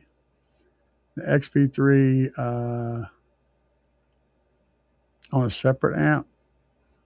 Okay, the trick to that is you have to have them both in phase. So if you're playing 2 subs on one amp and one enclosure, and another sub on another enclosure on a different amp, okay, assuming that, you're going to have to phase match them. So if one of your amps has the ability to adjust the phase with a knob, not a switch, but a knob, you might be able to do that. It's a whole lot of trouble to do what you're talking about doing. And pretty much everybody that you're going to talk to is going to tell you, don't do that. And that's good advice. But if you're really wanting to do it, and then don't do that, it's not what I'm going to say. What I'm going to say is you have to phase match the subwoofers. And you're probably also, if you got, did you say they were different? You got 15s and a 15s. I don't know what the other one is. But well, if we assume they were all 3 the same sub, if they're all the same exact subwoofer, they're going to phase, and the amps are the same. Like if you took one amp, one sub, the same amp over here, same sub over here, they're totally separate. Those 2 are pretty much going to stay in phase, right? They're going to pretty much work together because they're all the parameters are the same. The amps aren't identical inside. There's a little nuance differences that might make it off a little bit, but they'll pretty much work together. You take a different amplifier completely, a totally different type of amplifier, and a totally different type of sub, not just 2, but now there's 1. There's a whole lot of chances that they're going to be out of phase with each other, and they definitely would cancel each other out. That said, if one of those amplifiers has the ability to make subtle changes in your phase, then you can probably make it mostly work. That's what it's going to take, though. If you don't have that possibility, then you may have to use like a DSP or something. It'll allow you to do that. I don't know. With delay or something. It's going to be a real pain in the ass. But as an experiment, yes, that's how you can do it. And Stu said they'll be fine. And he's probably right, but also maybe not. It depends on the circuitry of the amplifier. If one amplifier has more delay in a certain area than the other does, then you cause your phase to do this. Instead of doing this, it'll be doing this. And that's going to cancel. So you may get lucky and you may not, but you're probably not going to be perfectly aligned. You may be doing something where you have kind of a close-ish waves, and then you're going to get all sorts of weird stuff. It's a tricky thing to do. Trying to play the same exact frequency with 2 completely different subs on different amps, it can get sketch. W's. If you're not playing the same frequencies, that's a different story. Civic runs on a CR2. I don't know what that is, but okay. I'm sure it's funny. I have no idea what the hell that is.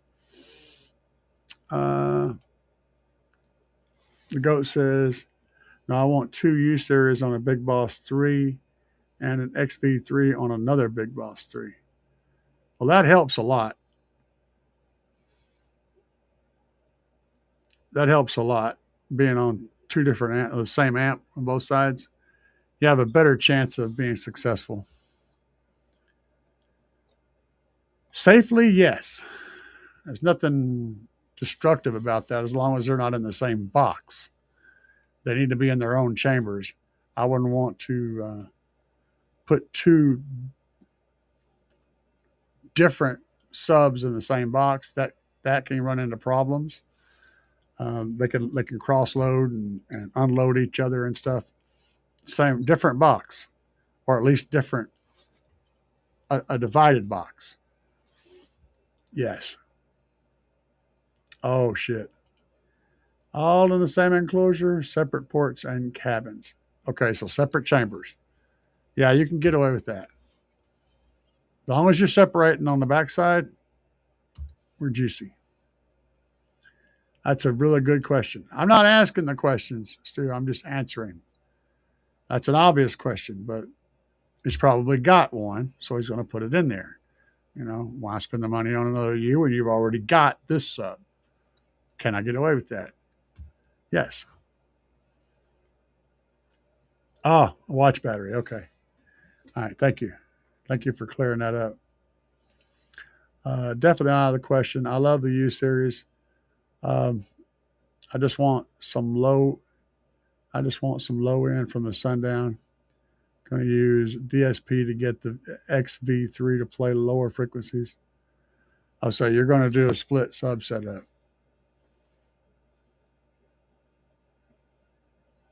Yeah, yeah, that could work. It's going to be smashy.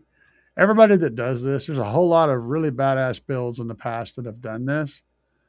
Um, it's not simple.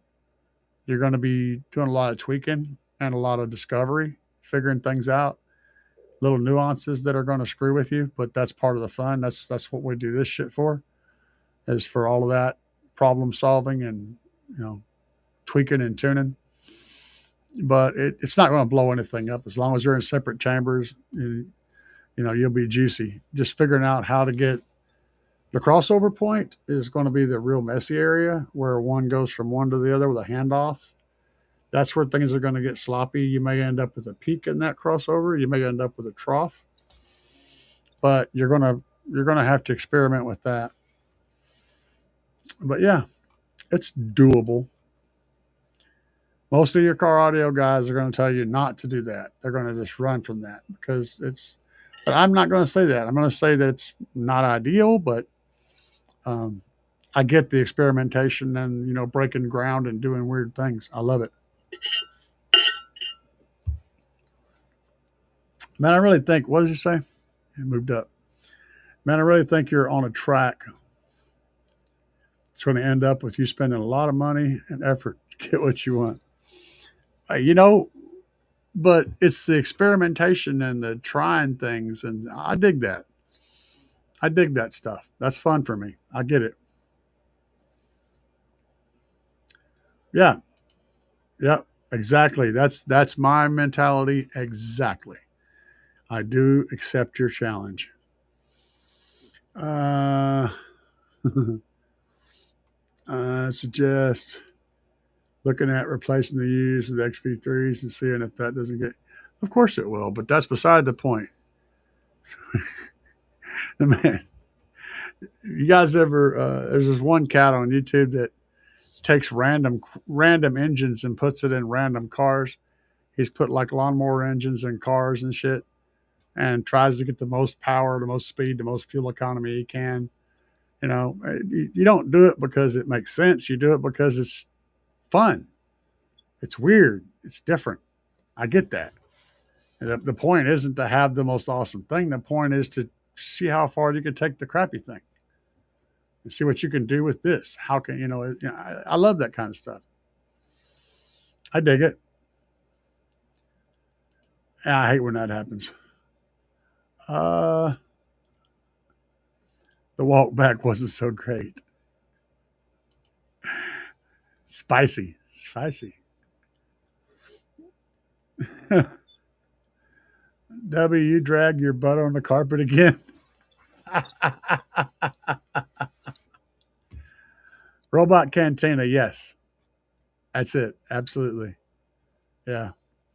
I love watching. I love watching that guy and all the crazy, weird, stupid ass shit he does.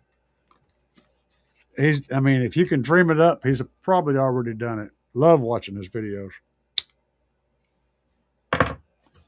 Why does he do it? Because. Uh,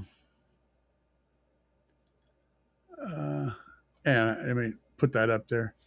If you guys want to see some really cool stuff, check out Robot Cantina on YouTube, and you'll see all this crazy shit I'm talking about. All of you guys will probably dig his channel. No shit. Uh,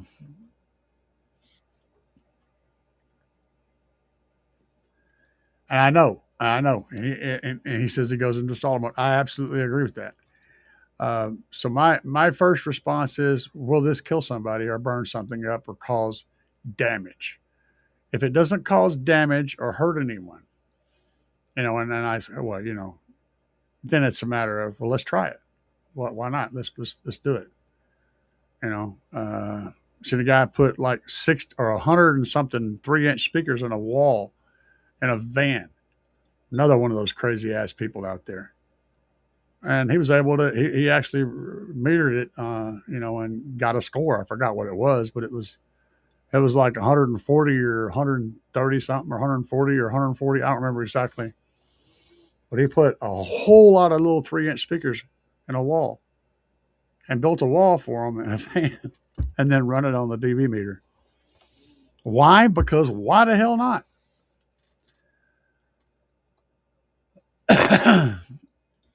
Yeah, I don't think that's quite going to work, but I'm not going to be the one to fly the damn thing, but I'll damn sure shoot the video.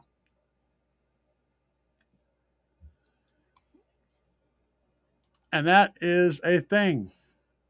It's called a centrifugal, or not a sequential supercharger. You can supercharge a supercharger.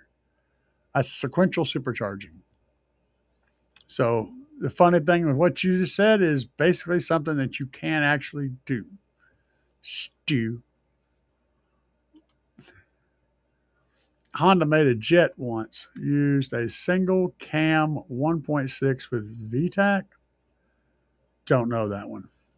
Can't speak on that. You got me lost there, bud. 4 SA Sundown 10s and a Ram 1500.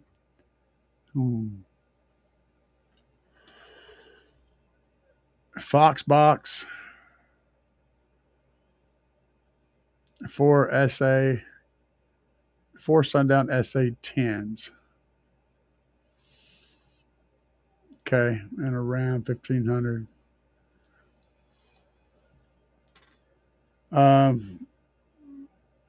I don't know offhand what the power rating on the Sundown SA 10s is. I'd say they're probably in that 750 watt range. Just running off a ballpark guess because I don't know. Let me look them up so I can get some ideas.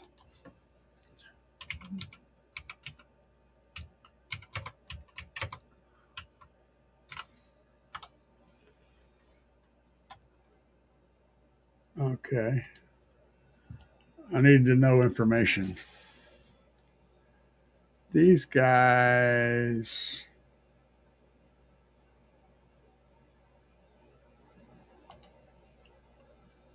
Well, let's go over here. Let's just move. Y'all come over here with me. Hang out.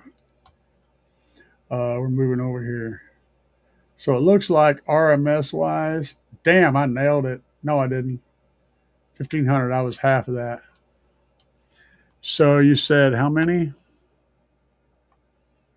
We now went up here. 4 of these in a truck. Son. So depending on what you do with your life, whether or not you want your wife stuck to your headliner, like Stu's is, or was it Stu or it was Dubby? I think it was Dubby that has his wife on the headliner. Inside joke.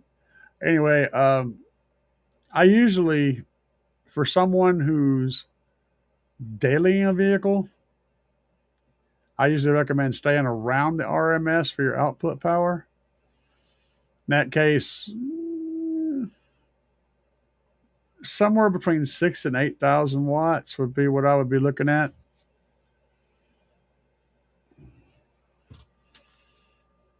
I'd probably lean towards the 8K. Now, what was you don't know, you didn't give me the ohm load. Assuming that you have a 1 ohm load, you're running 4 dual 2s and you've got a 1 ohm load on those, I'd put 8,000 watts on them. In fact, um, I would come over here to Slaps Audio and pick up this guy right here. If you have a 1 ohm load after all of that, and I would put this guy on them right here. Because after rise, you're looking at somewhere between 2 and 3 ohms, probably about 5,000 watts. Um, in that range, which would be perfect for those subs. This guy right here for $349 and use discount code CAE to save more money on top of that. That would be what I would recommend for your setup. That would be my recommendation. Any 8K will work, but you're going to be hard pressed to find one that is as good of a solid of a performer and reliable and consistent as the Slaps 8K, and definitely not going to be able to find it under that price. So that's my answer. Dubby's confusing VTech with Blue Tack. I don't even know. Dubby's a mess, dude. Something with about 5K. Yeah. See, he agreed with me. I would push it a little higher than that, though. I think I would go with the 8K. You can always dial that 8K down a little bit in the gain, and it's going to have more headroom. It's going to run cooler. It's going to be a better overall power source. A 5K, I think you would be ringing it out pretty hard. You'd be pushing it right to the edge. And I think that would be the downfall of the 5K is it'd be running on the ragged edge all the time. And I think it would get hot and stuff like that. So I'd recommend going to the 8K and then just dialing it back a little bit. But that's my recommendation.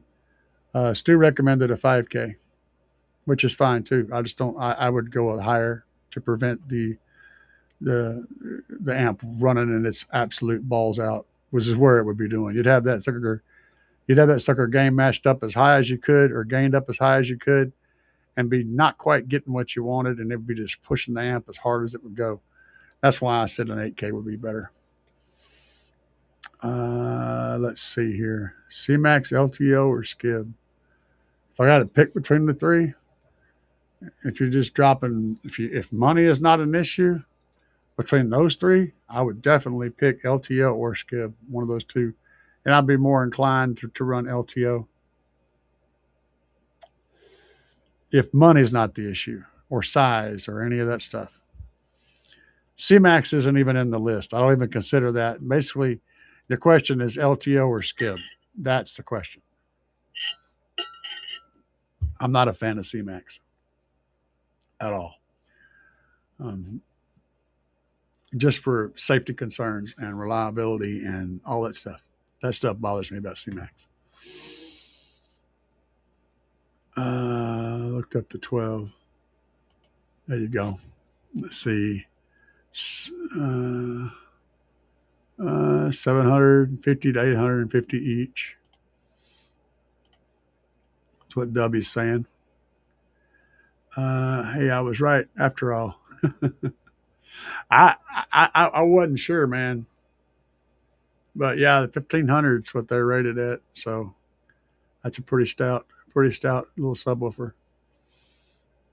What are they priced at? I didn't even notice. $399. I'm guessing you already have them. Because Slaps has, let's go back over here. If you don't already own the things, you come over to the Oblivion 10, and it would be for 4 of them, you need the dual 2. So yeah, if you're looking at the Slaps Oblivion dual 2 10s, they have a 3-inch voice coil. They handle 1500 watts RMS. They will do the same job and they're $189 a piece. So about half the price. Just saying. That's a whole lot of subwoofer for $189 a piece. It is what it is. Um, let's look at some other specs. See what else we got in here. Let's dig in a little deeper since we're here. We'll dig a little deeper. Dig just a little bit deeper. Foam surround. See, dual voice coil. So they're 82.5 dB sensitivity. Let's see if we can find, go back if that's over here. Yeah, so 84.9. It's very similar sensitivity. What else is relevant down here? The FS is 36 hertz on the sundowns. Go back to the slaps. The FS is 38.4, slightly higher FS. The QTS on the slaps is 0.405. The QTS is 0.413. Oh, let's see, I don't know about this. We're at 22 millimeters of X-Max in the sundown and 26 millimeters of X-Max on the slaps.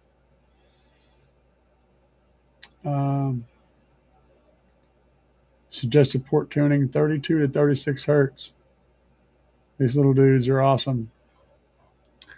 So yeah, for half the price, you're getting more X-Max and a very similar sub overall.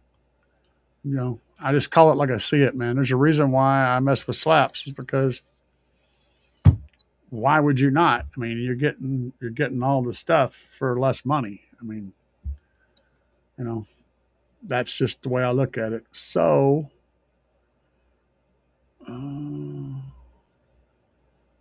let's see here. Troy said the slap's 8K. Hell yeah. Troy knows what's up. Terramps. Okay, here's what fucking goats recommending. Big Boss 5K, JP43, Assault 4. Sure. I would say that they would all be stressed though. If I was going to run any of those, I would rather run the Assault 4. I know how well that amp's made. It's a good amp, but they're pricey.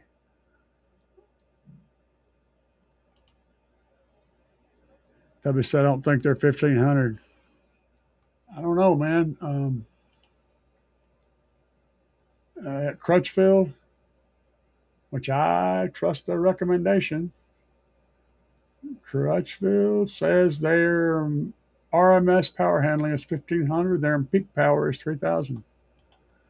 So I don't know. Stu for the win. Yeah. Y'all saw it. You saw it. I don't see a lot of people using the PCBWay lithium banks. I use two 12-volt, 74 amp hours in a parallel. Is there a reason? Because I haven't had any issues. No, there's not a reason, bro. It's not. I mean, some people drive Fords and some people drive Chevys and some people drive Toyotas. Some people ride motorcycles.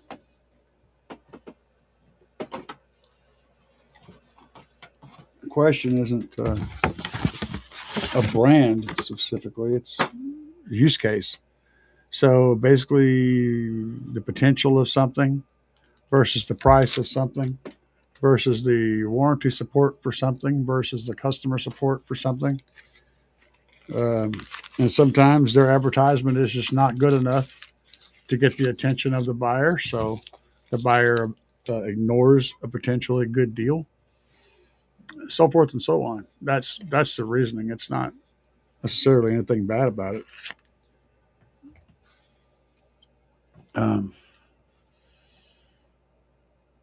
Full tilt rebased. Yeah, you might. Yeah, absolutely. my kinfolk. Skip's downfall versus LTO. I can't speak. I can't speak hard on that. I ain't 100% sure.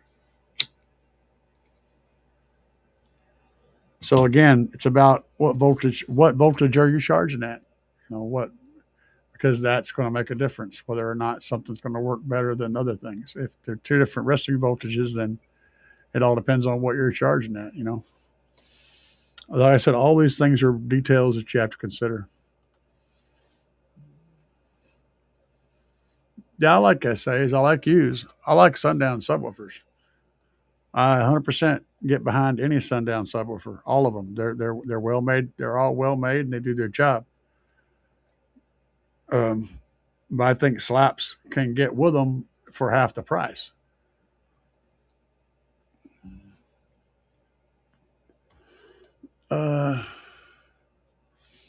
Troy's talking about the Slaps 8K Shock 8K amplifier. He said, I love mine, and I've had a lot of different amps over the years, and I got mine thinking it's just a cheap one until I get the money for a higher dollar one. Now I don't want anything other than the one I got. Max volume. It's like that was the deal. He was wanting to get an 8K, but he didn't want to spend the money. So I told him, we'll try this out. This will at least hold you over. And then one day when you save up enough money, you could get a more expensive amp. I said, but once you put it in your car, you're not going to want to let go of it. You're going to be happy with it, and you're going to keep it. And that's exactly what's happened. He's a born again Slaps lover now, man. Troy will tell you, max volume the whole time I'm in the car every day. Hell yeah, bro. Oh, is that something that they recently? That's interesting. I didn't know that. Interesting to know. Sundown. That's funny. Something the new owner's into, I guess. So maybe they would be, maybe they are off. Interesting. I wasn't even looking at the right sub the whole time. Right. It's all good, man.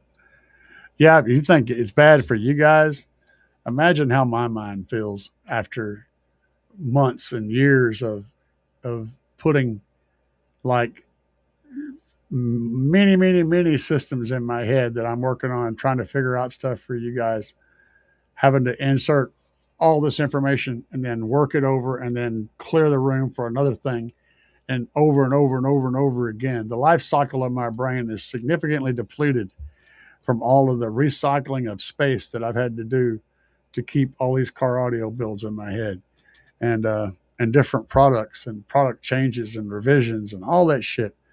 That's why I just have to look it up, because I can't remember everything about every freaking manufacturer. Yeah, Dubby said it too. He said it too. Too many of them look the same, and revision models. He literally just said what I said. Yep. Troy said, well, they always said they were underrated. Yeah, and that's true. But I respect honest ratings every day. I'm all about honest ratings, man.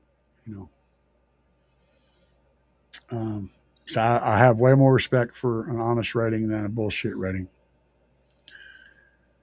And that's the direction that Sundown is going. That might be a sign that people need to get off the boat. Hopefully it's not. I wonder how that Slaps compares to a Taramp Smart.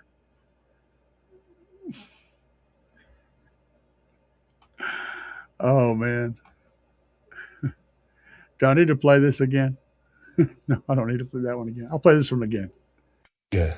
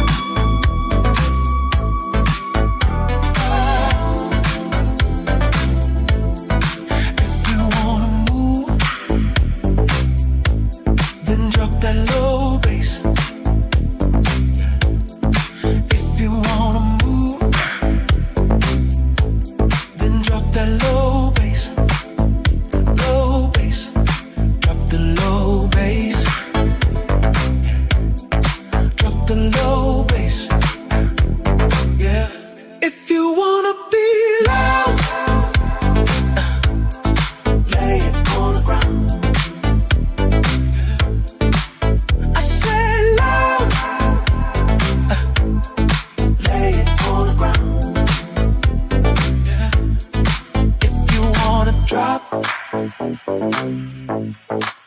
it to the ground. If you wanna drop it to the ground. Get low. You gotta get low. Get low. You gotta get low. Get low. You gotta get low. Guys, I'm all about run your system, not your mouth. I'm 100% behind that. Okay. Now, I don't have to tell you what it does. Just get in there and you'll find out. You'll mess around and find out what it does. Can it keep up? I haven't had a smart 5K or whatever, and I haven't had an 8K. I'm sure it does the job, but I know Slaps does the job. And it does it oh so well. We don't mess around. That first part of that clip, that's Troy in there with me, by the way. He's in chat right now. Just throwing that out there. Let's see here. Hell yeah, dude. I wasn't even looking at the right sub. Let's see here. Vision models. Okay, yeah, we were talking about that. Okay. I at least had the benefit of being limited to the brands we carry at the shops. Saves me all those what ifs. Unless a customer brings their own shit in there, because that happens too, right? The goat says, not going to lie, I was going to do the tar amps, but that Slaps audio sounds like a good, crazy good deal. Yeah, it is. It's a stellar deal, bro. You mean it's like half the price? You could do two of them if you wanted to. That's slamming, baby. Justin said, don't need sundown when there's smackdowns. Yeah, I hadn't even talked about smackdowns, man. Let's go back over here to the other side of the fence. Let's dig in here a little bit. Let's mess around a little bit. Y'all want to mess around? We're going to do a mess around. That's a song back in the day, doing the mess around. They had some good songs, man. All right, let's look at what you can get for the V2 SmackDown version 2 15 for $500 with even more saved using a discount code CAE. Let's look at what you can get. All right, let's go over here to Sundown, and we're going to go to Sundown. I gotta go to Sundown. Let's go to Sundown. We're gonna go straight to the house and see what we can find at Sundown. Going to slip in their little back door here and go to subwoofers, and let's do some comparisons here. We got a lot of subwoofers. They have a lot. Okay, well the SA ain't even close. So we're looking for a 3,000 watt RMS sub. Yeah, we're in the ballpark of, I don't know, these are some nasty ones, but well, we got a 2,000 watt RMS sub. I'm sure that's underrated like a mofo. Probably closer. Yeah, probably closer to. We'll go with a U. We'll just try a U. We'll go to the U series. Screw it. I'm just going to dive in. So U series 15s. There's 12s. There's a V2 15. All right. So the U series V2 15. Okay. So to start out with, it's $170 more per sub. And it's rated at 1,000 watts less.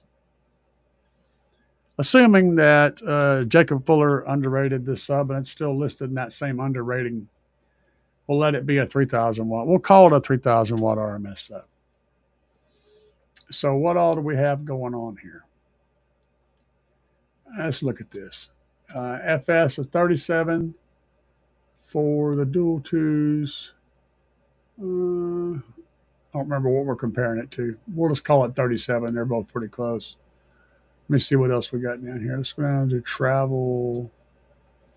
35 hertz recommended tuning. I want to see what the X-Max. X-Max is 30 millimeters. Okay. All right. So we have 30 millimeters of X-Max, sundown sub here, and which is less.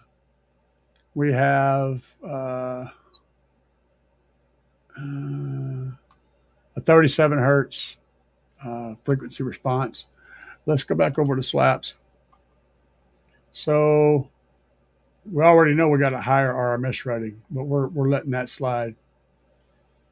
So we got a 29 hertz FS, which is a much better FS for the lows. And we got 33 millimeters of X-Max. The BL is 24.71. And on the U series, the BL, I saw it earlier. I know I did. The L is 26 and 31, depending on the coil configuration. So it's got a tad bit more motor force, but less travel, and it has a higher tune.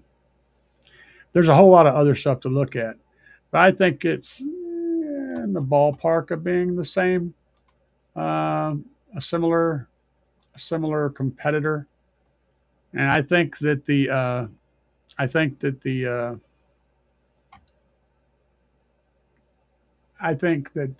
Slaps sub would actually compete with some of the higher stuff on that list. But it's $170 cheaper with more excursion and a lower FS and more power handling. That what else do you want as a base head? That's the stuff that you want. You want excursion, you want FS to be low, and you want it to handle gobs of power. And this destroys that now, and it's less price. Now, if we go up to something that actually competes with this guy, it's going to be significantly more expensive. So I'm just dropping it. I'm just dropping it on here. What I can see.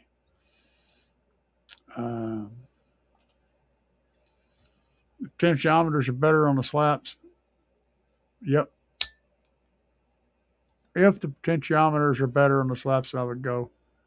I would go slaps based on price alone. I don't have any problem with my pots, dude.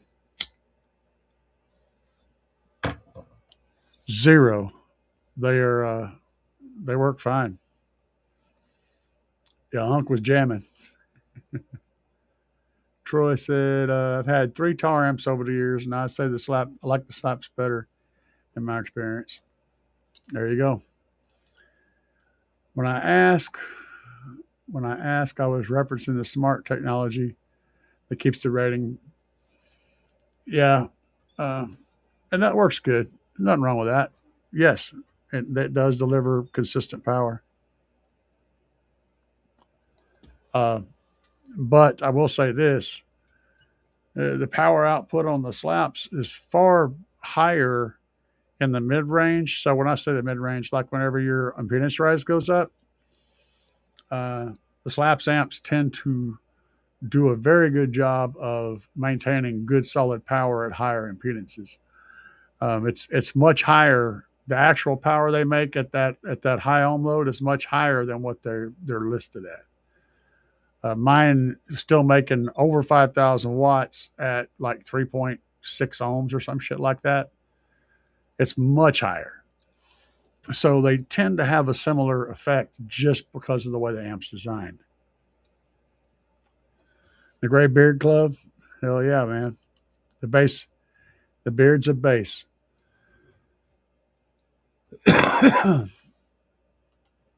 So I wouldn't, don't, whoa, words.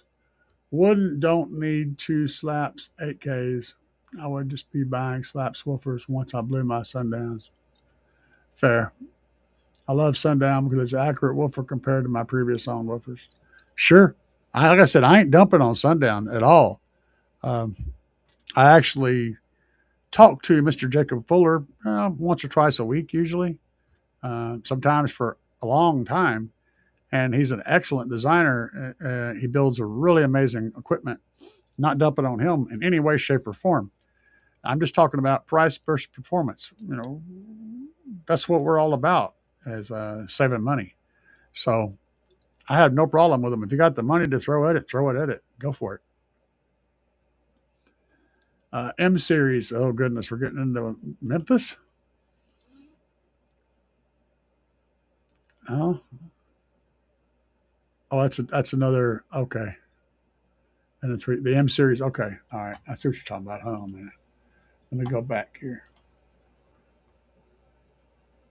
Uh, that confused me because Memphis has an M series as well.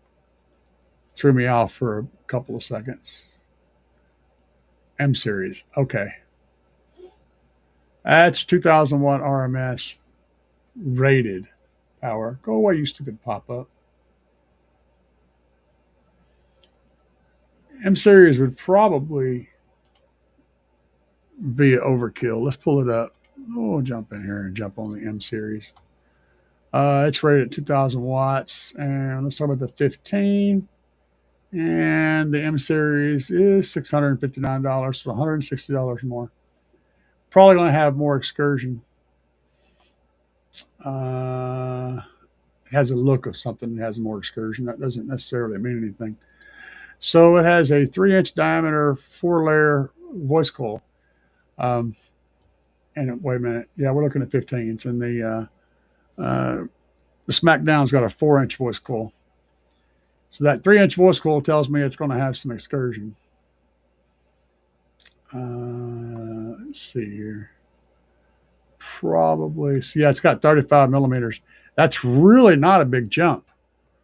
Not as nearly as much as I thought it would be. We're only looking at 3 millimeters more excursion. So you're giving up that 4-inch voice coil with all that cooling for 2 millimeters of excursion. That's not as good as I thought it was going to be.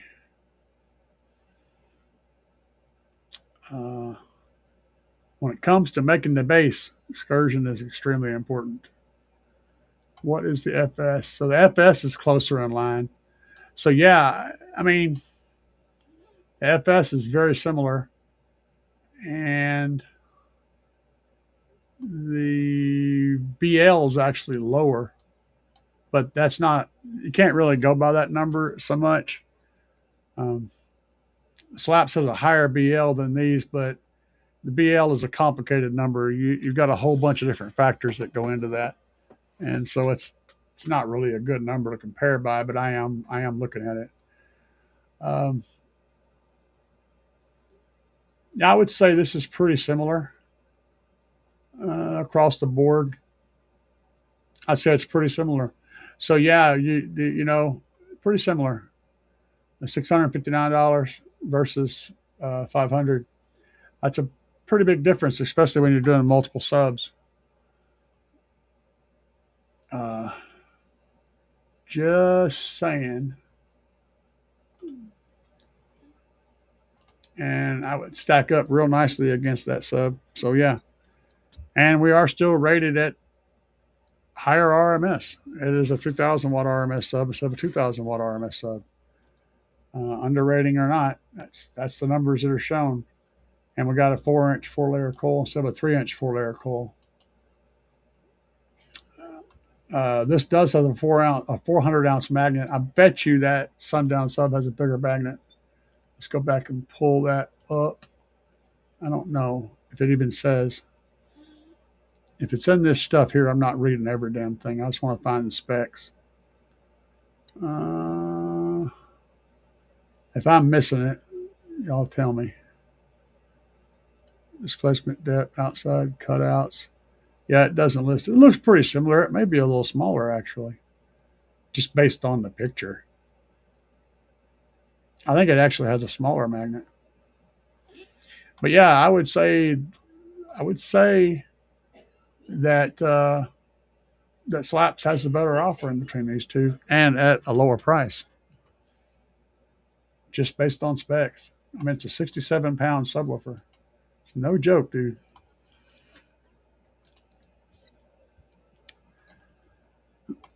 See what else is going on. We'll continue on as long as there's people participating. Or until I get exhausted.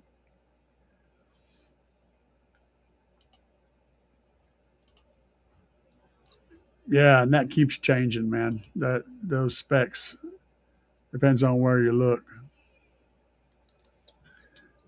Uh, BL, yeah, BL is a curve. Yeah, that's what I was explaining. It's not really a number you can dig into unless you're comparing exact situation to exact situation kind of thing. 100%. Troy said you could put 8K easy on a ZV6. I had 8K on the ZV2 before I pushed, but I pushed it. But I do push limits. Yeah, Troy does push limits, guys. Let me tell you, he beats the brakes off of his shit, like I do.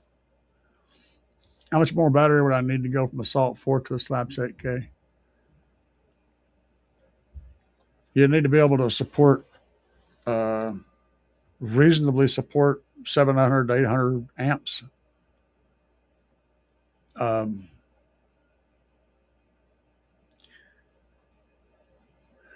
the Trunk Thunder Lithium 5K V2 would be sufficient for that. I don't know. I don't remember what your setup has, but you need to have. If you're doing a 3,000 watt setup and it was similar, then you're probably going to need to double that or more to handle 8,000 watts and actually get 8,000 watts out of it.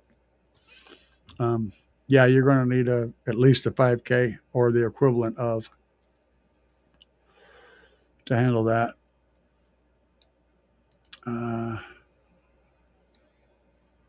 Yeah, ain't nothing wrong with that. Like I said, not bad subs. They're great subs. I love the U's. The U's are really underrated. They're very the versatility on them is really wide.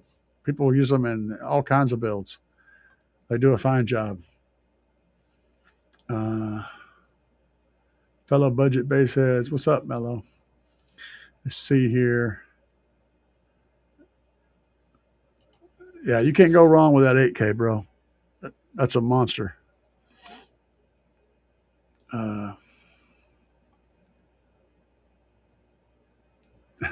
Yeah. Let's see here. While I look at those prices, I think of the American base King.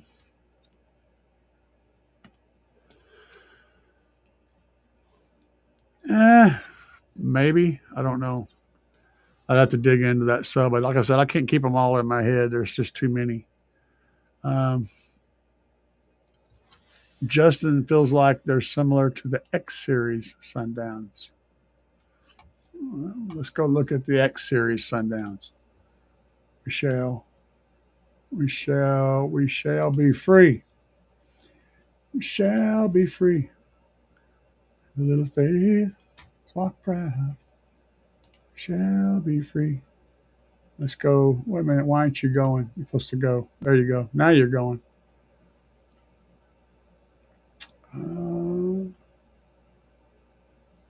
Yeah. X Series. Okay. 27. Well, the watt rating is closer.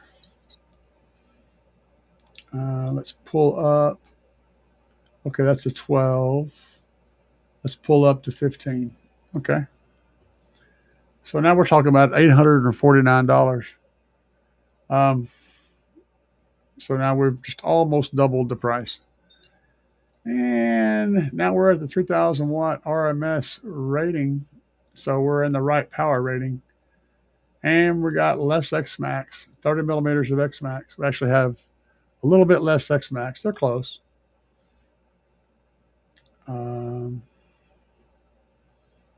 Yeah, I honestly think you might be right. I'm digging through here, looking quickly. 32 hertz tuning. It's about the same tuning. Manufacturer recommended tuning, not recommended for sealed enclosures at all. Okay. 30 millimeters of X-Max. We already discovered that. 29, 29 hertz FS. That's right on point. QTS is about the same. Sensitivity is almost identical. So yeah, I guess you guys by now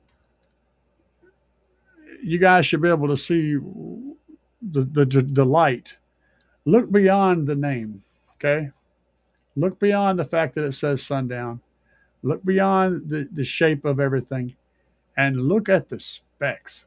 Look at what you're actually getting for your money. Okay, that's all I'm telling everybody to do. Pay attention to what the damn thing does, not what name is on the front of it, because that's not the important part. So yeah, so far I'm having a hard time finding anything that on the numbers stacks up. It's pretty damn similar to, and it's less money than all that stuff. So it's kind of bonkers, really. Uh, let's see here. Troy said you'll be happy with that slaps. You're damn right you will be. We've gotten far away from the range of my comp cue. I've had the comp cues. I had two of them, two 12-inch comp cues. They're good subs. Sound great. They didn't do the thing I wanted them to do, which is the stupid shit, but they sounded great.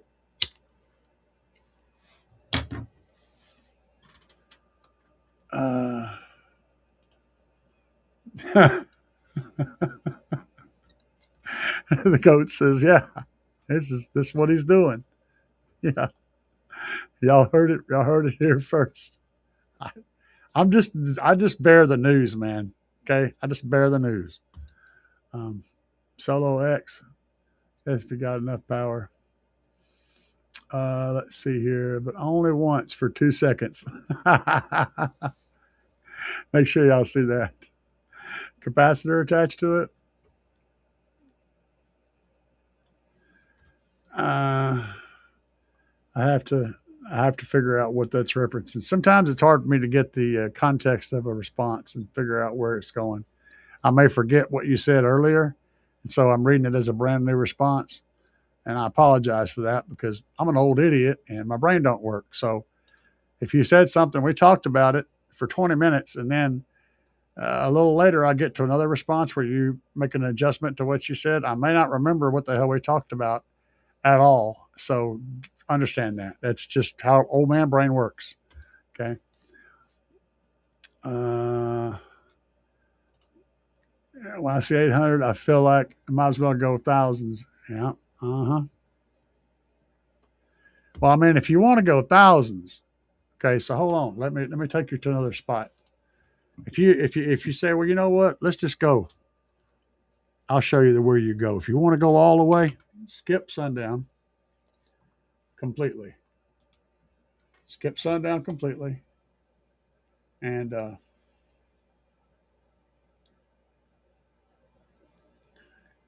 just skip sundown completely and go right here. Right here. Go straight to this guy. Just keep watching that porn.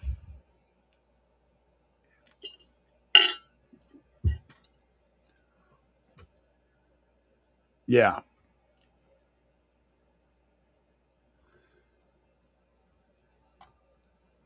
Skip straight to the porn. Yeah. So if we go to GP site, if you ain't scared of the money, right now it's sold out. But they'll be back. This is the son bitch right here. 5,000 watts RMS. And I know for a fact, 100% for a fact, that is severely underrated. We're probably looking at more like 10,000 watts RMS. So if you want to go stupid, this is stupid. And you're going to get all the things in here. So let's go down this list and look at the things that are different. So we got a slightly higher BL. Again, we already discussed BL. Its FS is 43 hertz, but this is an SPL sub, so that's a thing.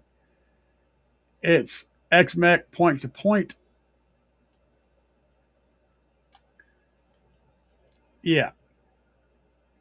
It says its X max is 25 millimeters, but I'm going to tell you that thing throws like 4 inches out. It's like a trampoline. So yeah, this is the big boy, big boy. If you want to do, this is where you go. You go here. If you want to skip to straight to big ass shit, and just in case you're wondering, this is the same basket, the same TI basket that the Slaps has, the Oblivions.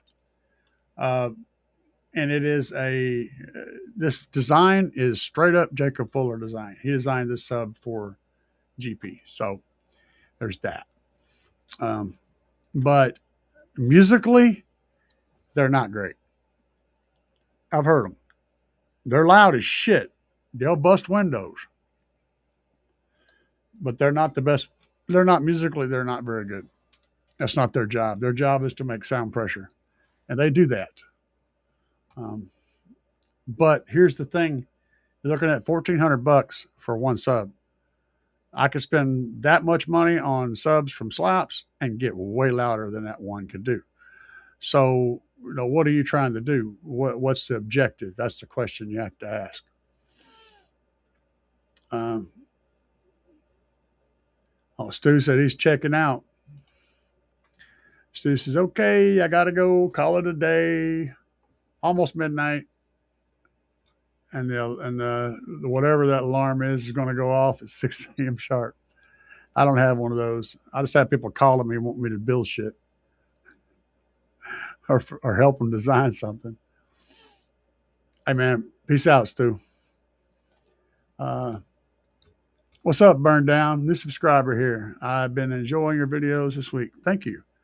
I've been enjoying making videos and, hanging out with people. I love it. This is what I do. Goat says, not going to lie, Slaps need to push the brand more for the prices they have. If more people knew, it would probably make most companies bankrupt. Yeah, we're working on that. So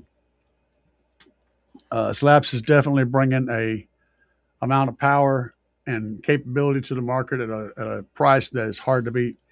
And he's not. They don't make much off the subwoofers. They make very little off the subwoofers. I know because I have dealer prices. I have a dealer price sheet for everything, and they're not making much money off these subs. And especially when you consider it costs $100 just to ship one across the United States, they have to factor that in too. So they're not making a lot of money off subs. It's very little profit margin, which is why other companies don't want to do it. They don't want to get into that. They want to make all the money. Oh, okay, fine. Troy said, I'm going to go to bed. Kids will have me up at 6 on my day off. Hey, man, peace out, Troy. Funky Pups. Funky Pups. Hell yeah, man. Funky Pups rule the world, dude. Oh, good old Funky Pups. See, Gately Neos. Okay. All right, hold on. Wait a minute. Okay. All right, hold on. Just a damn second. Let me see what I got here. I can't remember for sure. Let me go back. Let's dig a little deeper. We're going to dig a little deeper. I'll pull you guys over here in a second. Don't even know if they're listed anymore. No, they're not listed anymore, I don't think. He pulled the Neos off. That must have just happened. I swear they were there the other day. Yeah, that's the blue one. So, yeah, Slaps used to carry a wicked badass Neo that had even more RMS and would have absolutely competed with the Gately Neo, but it's not on here anymore. So that's not a thing. I saw it. I went and checked. I was going to compare them.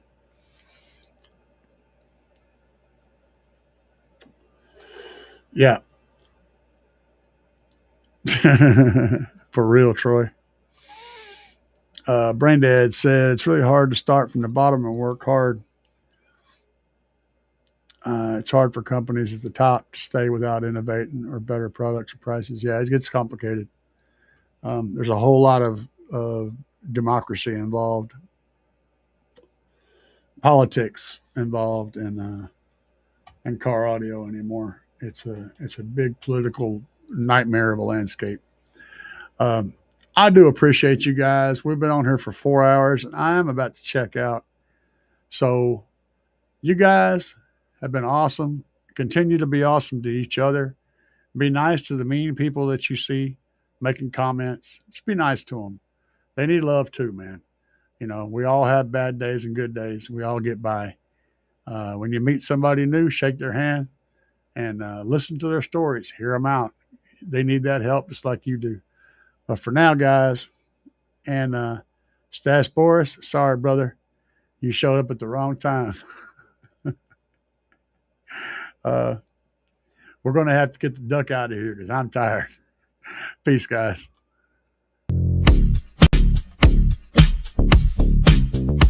Yeah. Yeah.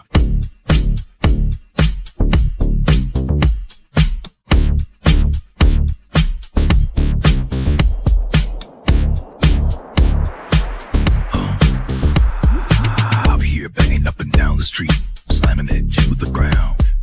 Big subwoofers are getting loud. You can feel the booming sound. Getting ready to go. Got it shined up for the show. Hours charging, amps are amping. Gonna let the woofers blow. Another one bites the dust. Another one bites the dust. And another one goes, and another one goes, and another one bites the dust. We got more at home. Another one bites the dust.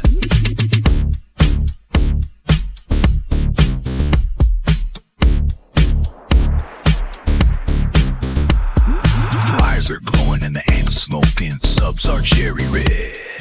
Let me keep jamming, gotta keep the bass slamming. Gonna go hard till they're dead. Full power, gotta let it go. 20 hertz in the floating air. Sparks are flying, voice cords are frying, and the smoke is in the air. Another one bites the dust. Another one bites the dust. And another one goes, and another one goes, and another one bites the dust.